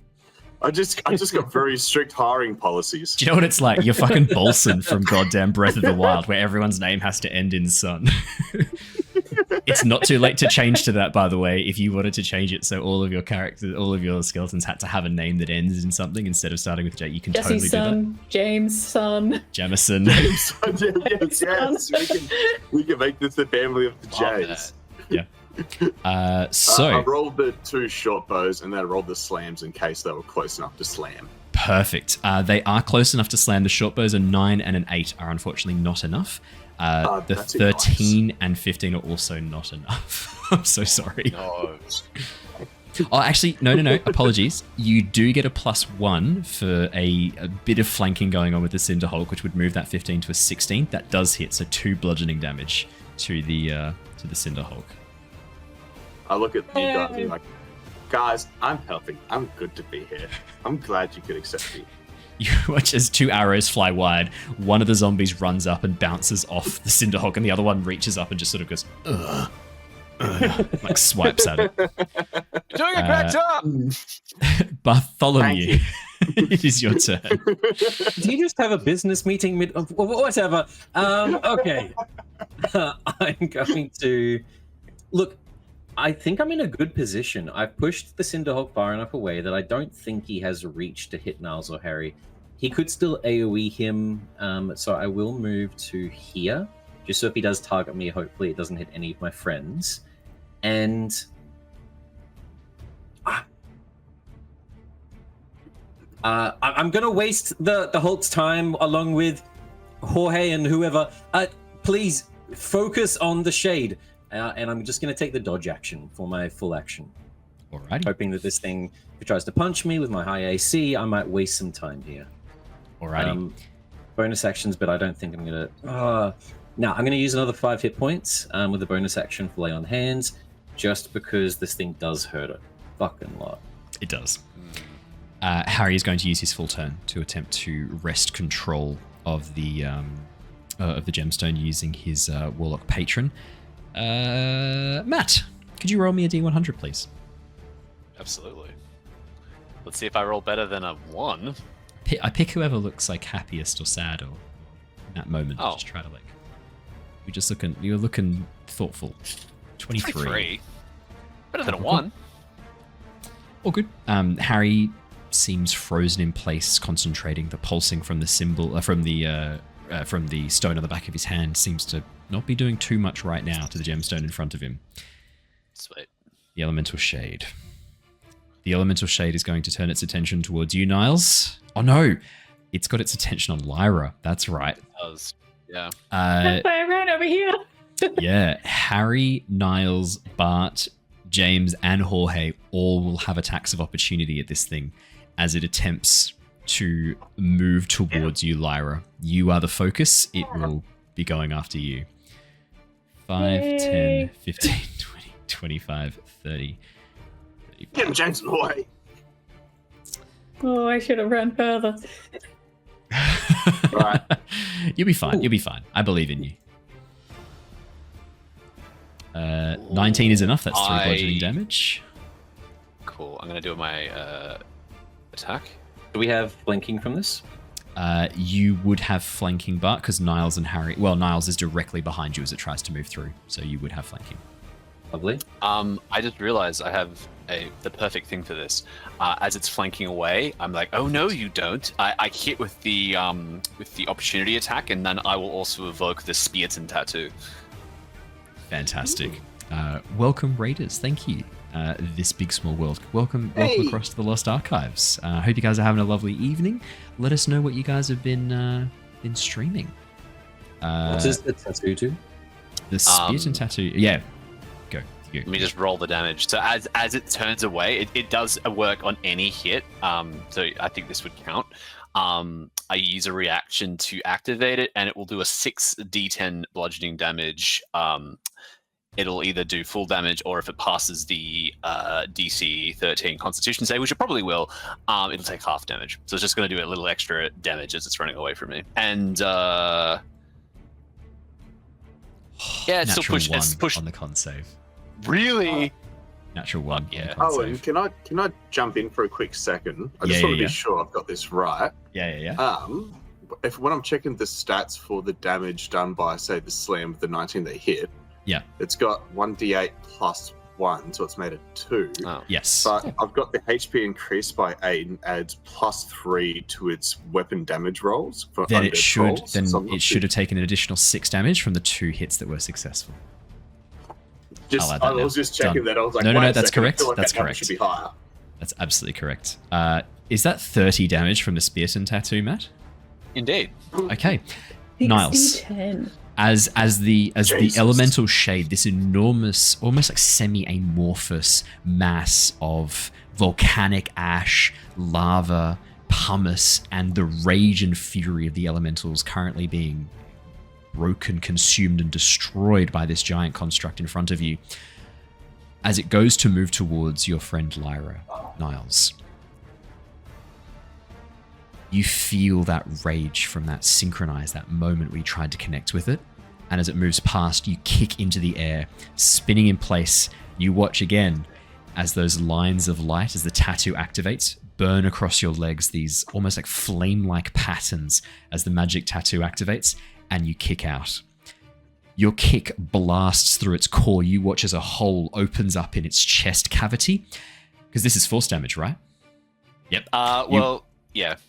It is, yeah, from the Spearton tattoo. You watch as a hole opens up in its chest cavity as the creature, this elemental shade, stumbles but continues to move towards Lyra as you It's deal. actually bludgeoning damage. It is bludgeoning. Okay, that's okay. Technically. I will note that appropriately. As it stumbles and almost falters for a moment, this hole emerging inside its chest, but it continues to move towards Lyra. Another part of the bludgeoning tattoo, another part of the Spearton tattoo is it does, on a successful hit, do 20 feet. I push it 20 feet away from me. So can I push it up the north so it takes more time to try and get to Lyra?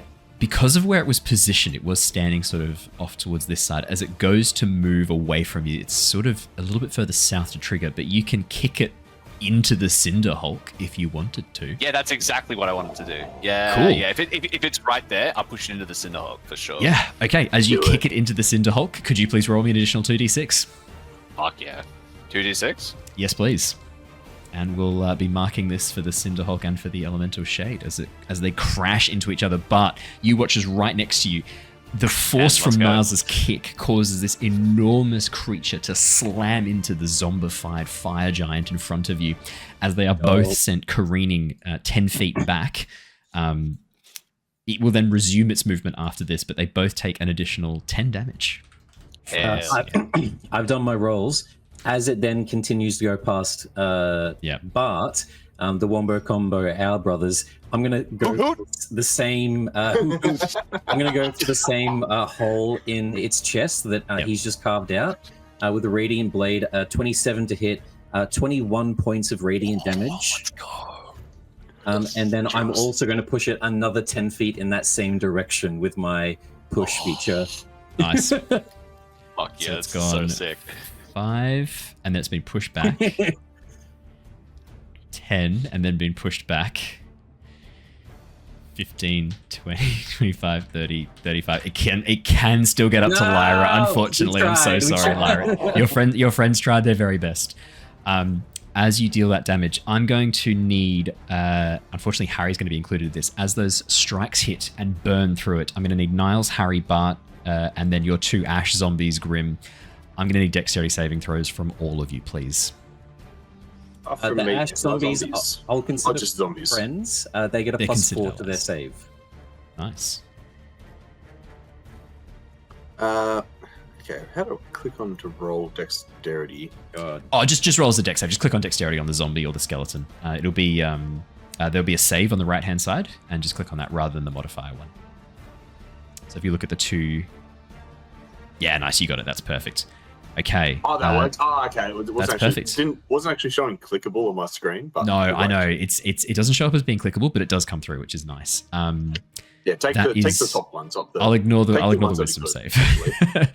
So that is a 10, which is a fail for the first zombie. That's going to be a 9, which is a fail for the zombie, and then the next one Did those two, James and Jorge, you're such close friends. I've known you my whole life. Do they 14 is still a fail. I've already added the 4. 14 is still a fail. Unfortunately, 13 is also a fail. 19 is definitely a pass, though. Like, as it passes them just saying this, they just evaporate. It's not too bad. I actually rolled really badly on the fire aura. That's only going to be 5 points of damage, 5 points of fire damage. I can keep track of the zombies' health if you like, Brandon. Probably a bit easier for me on the map. If you click on the tokens, you'll notice in the green boxes. Oh, you've already done it? I've chucked it in for you. Oh, you legend. 5/5. Okay, sweet, cool. Is there any damage for a pass? There is no damage for a pass. It is a no damage on the pass situation. Niles, what was your dexterity save? Can I have one for you, please? And I need to make one for sorry. Harry. Yep. Sorry. Harry has disadvantage on this because of his current status. Harry passes 18 and 17, even though Harry's essentially stunned as he's concentrating on this, he does still somehow pass. I'm going to say it's because you interpose and block it. 20 nuts, you're fine. Yeah, you take no damage, that's absolutely fine. Right. I'm so sorry, Lyra. You watch as the elemental shade attempts to do exactly the same attacks it did to Bartholomew. In this case, it's going to initially do a Fire's Inferno, a Fury Inferno, and then it's going to attempt to immolate and consume. Lyra, don't let it grab your head! Oh, wow, okay. So the first attack, which is the Fire's Fury, that's going to be 25 to hit. Yeah, that definitely hit. That is going to be... it's going to be 12 points of bludgeoning damage and 13 points of fire damage on that first hit. First hit. The second attack, which is the immolate and consume, as these tendrils of smoke begin to attempt to reach down and grab onto your head, Lyra, as you feel this invasive presence in your mind. Burn with me. Burn with me. As it echoes through your mind.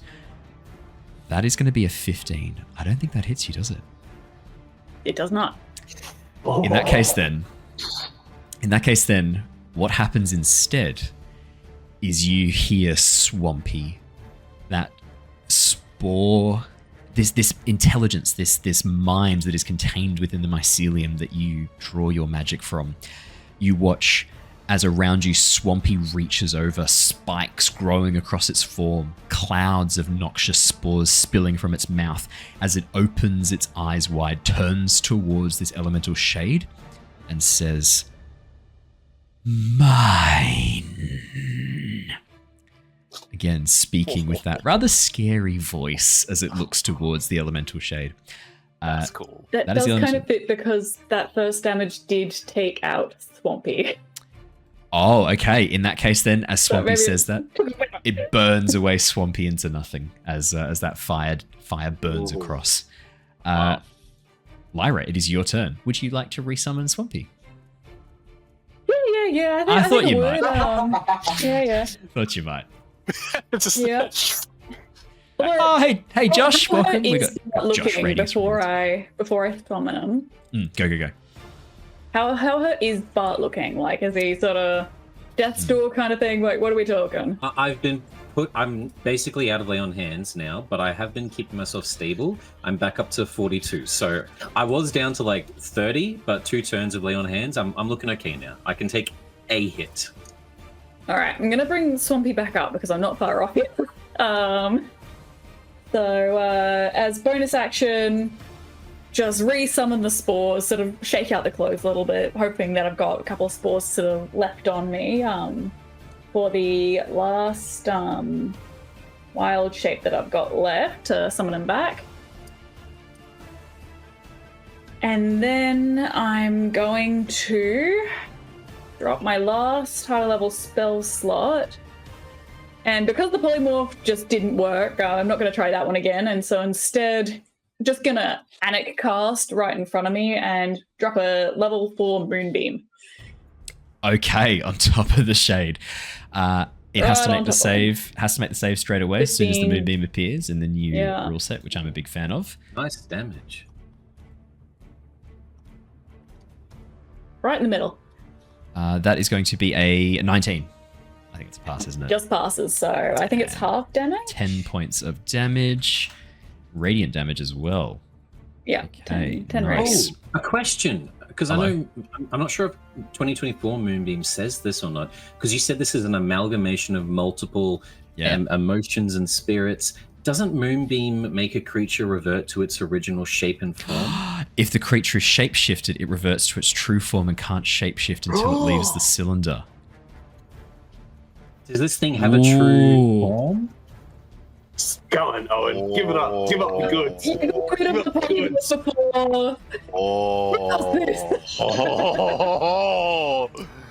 Lyra, can I have a D100 roll, please? They have traditionally not been very good tonight, so fingers It can't crossed. be worse than a 1. Yeah. Could be a 0. 33. Okay. We're getting better. Here's what you see. Here's what you see. No. Here's what you see. The moonbeam is 5-foot radius, right? Mm-hmm. As the moonbeam drops onto the creature, you watch as a perfect 5-foot wide cylinder of this creature's form immediately disintegrates, turning into these translucent, broken apart spirits. You watch as numerous tiny, almost like motes of fire burn away from this creature, breaking apart. And you hear them calling out in these various voices. These, again, very similar to what you saw downstairs.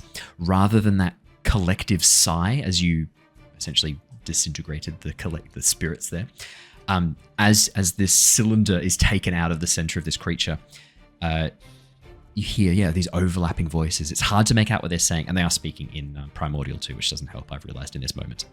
But there's these overlapping voices as you watch as a perfect cylinder is carved out of the center of this creature. Lyra, can you roll me moonbeam damage again, please? It's going to take the full damage from this. So roll the moonbeam damage. It'll take the full damage. Hell yeah. Let's go. 16. 16. It's going to take an additional 16 points of damage. Nice. Radiant damage. Radiant damage. As the moonbeam burns down on it, you watch as a perfect 5-foot cylinder is carved out of the center of this elemental shade.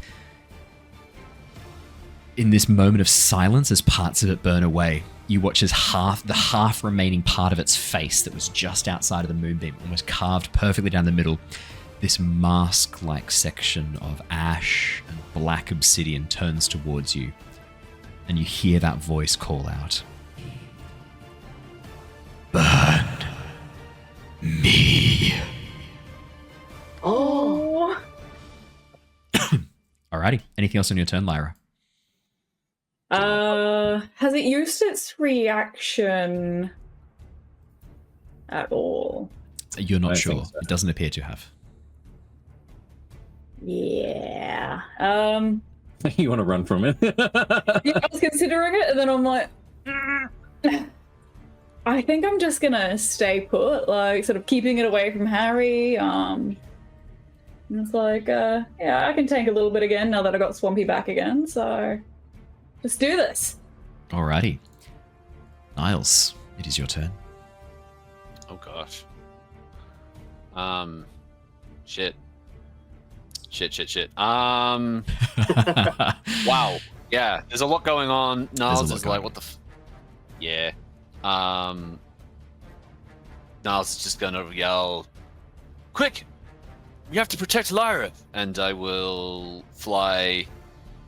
Can I fly? No, yeah, fuck it. I'm using Step of the Wind to try and get like right next to Lyra.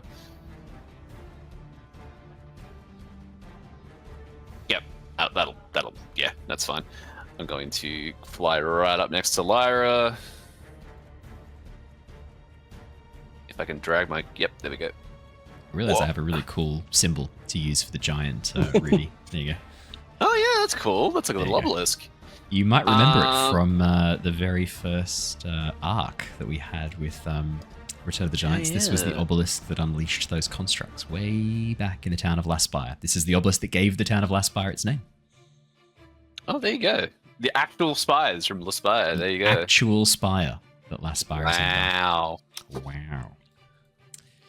As you dash down towards your companion, Niles, seeing Lyra in grave danger. Niles just has a moment of, I guess, obviously there's mortal peril happening to our friends. There's a real threat here. The damage we've done to this creature thus far, how does it look? The elemental shade looks like it is seriously damaged. A whole section of it has been burned away, basically vaporized by the moonbeam. The various attacks that you and Bart have been doing to it, and Grimm zombies and Grimm's employees, it does look like it's taken a few pretty serious hits. 2 points. 6 points, thank you very much. 6 points. Okay. I'm not quite up there with 30, but hey, it all adds up. It all adds up. Yeah, it's looking very hurt, Niles. In fact, you can see that burning rage is beginning to subside a little bit as this thing begins to fall apart and break. It's almost like the fuel that's keeping it going is also losing potency. The rage and fury is burning away with it. And that final line, as it called out to Lyra, "Burn me." You get the sense this creature, it's not acting out of malice. It's not acting out of anything more than the rage and fury of the dead and dying that created it. Yeah, I think there's like a level of understanding out of this, and Niles will just say, "It's time to put you out of your misery." And I will strike twice with my attacks, seeing if I can hit it, I guess. It's going to be that, won't hit. 10 unfortunately won't hit. 21 though? 21 will definitely hit. Imbuing with force damage, that's going to do 9 points of force damage. 9 points of force damage. Yep. Trying to keep focusing that one weakened area that I was able to get with the kick. Yep. But that is all I can do. If it helps, I also did invoke the Step of the Wind action with my bonus action, so I do get the benefits of that. Essentially a free disengage, I think, from memory. Yep. The Cinderhulk, not seemingly slowed down by what's happening to the elemental shade. The Cinderhulk seems to be a being with one instruction that it is going to follow. You watch as the Cinderhulk is going to march towards Bart and the zombies and just attempt to murder all of them. It's going to use its wave of cinders again. Could I please get a dexterity saving throw from Bart, James, and Jorge? James and Jorge, I believe in you guys. 21. Is that they get +4 to this, so it could be okay. It's not going to be okay, is it? For a second. Whoa! Natural 20 for the first one. Hey. James. That's Jorge. You watch as Jorge grabs James and holds him in front of him, so that he takes the damage. A 9 is definitely a fail for a total of 13. That is going to be for the wave of cinders. That is going to be 28 points of damage. I believe that is that is James just gone. James is vaporized. I like where you originally with this. Jorge's holding back for James, and James is like, no, Jorge, no. Except what they say is, and then vaporized. You can feel the emotion. You can feel the emotion. You watch as Jorge is vaporized instantly by the rolling wave of fire. James is going to take half damage, which in a 28 is halved down to do 14, so that's additional 14 off. James has got 19 hit points. So he's taken 19 damage. He's got 11 hit points left, but 14 damage for you. Well, no, that's 4 hits. 23 hit points. I think he has max, doesn't he? So it's 4 hit points left, I think. Oh, I thought you said he had 30. No, because if I'm looking at let me double check. Take me through. I've got it right. Animate dead. Animate dead. If you look at the zombie stat block, it's got. Oh, it just uses the stat block. 15, and then it gives it +8 because I've got this, so it's at 20. Yeah, the HP is 15 and it's only +8. Then no, sorry, they're both gone. Oh no, wait, no, sorry, he's taken 19 damage. No, he's taken 19 damage. He's just up. I've got 23, right? He's He's holding on. He's got like 4 hit points left. This is so bad. James is just like a stick figure of dust right now. Yeah, there's not much left. Stay with me, James, please. James. That is the Cinderhawk's full go. Jorge would have been blinded by this, but he's dead, so it doesn't matter.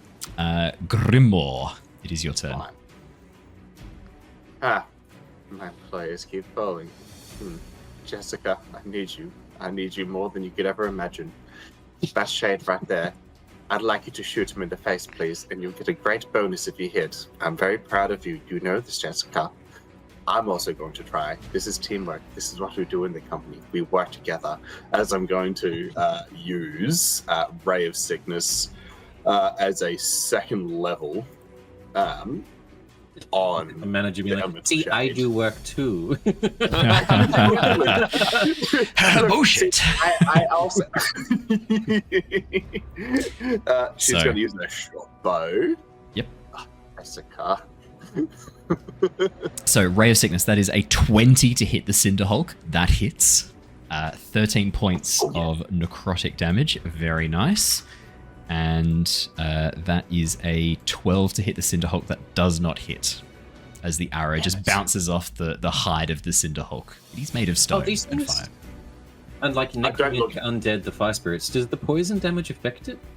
Is that something we notice? Oh, I thought Ray of Sickness was necrotic damage. You're right, it's poison damage. The Ray of Sickness does absolutely nothing. You watch as the Ray of Sickness that you cast, Grim, as you cast Ray of Sickness, you watch as the poison that just washes over this creature does absolutely nothing. No, it is poison. It's been so long since I've played D&D, I've seen undead. My only weakness is a necromancer. Necromancy, necrotic. Ah, no. Did you? Yeah, it's okay. It's okay, Jessica. We all. You and Jessica slowly look at each other. Jessica, it's okay. Look, even your boss can fail sometimes. It's okay.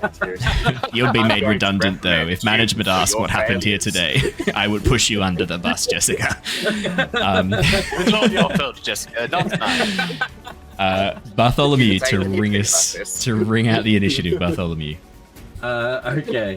Dope. Look, I still want to keep this thing away from Harry. It's not within reach of Harry, right? Even though it's come back to me, it's still that initial 10 feet. That's right.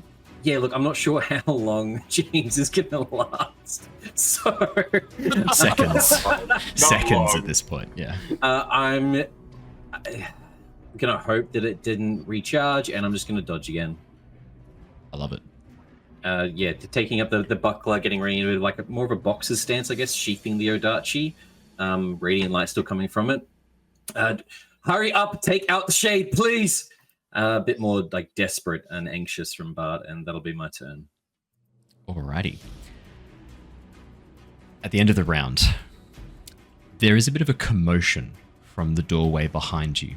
You watch as mist begins to spill into the open doorway, and as it rises through this gap, you watch as almost like a beam of light burns into life, springing into this radiant light in midair in front of you and carves out a doorway, this enormous 25 foot tall doorway.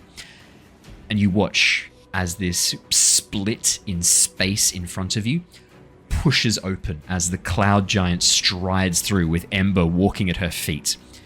You watch as she looks towards the elemental creature, looks towards the Cinderhulk, and then looks towards the ruby. And you watch as a little smirk plays across her face. She turns towards the lot of you and goes, "Good. So you're not entirely useless. Deal with them, and I will deal with this ruby." And with that, you watch as she strides forwards towards the gemstone. And that is where we are going to wrap up for tonight. Little bitch! That's not quite Big bitch. She's 25 feet tall. She's a big bitch. That's Awesome. big, bitch. Thank you so much for joining us, everybody. It has been a pleasure having you all here. Let us bring us back to the webcam view so that we can see it all clearly. Goodness me, that was lots of fun, wasn't it? Thank you, Brandon, for joining us tonight. We shall be seeing you next week and for the next few weeks to come as Grim.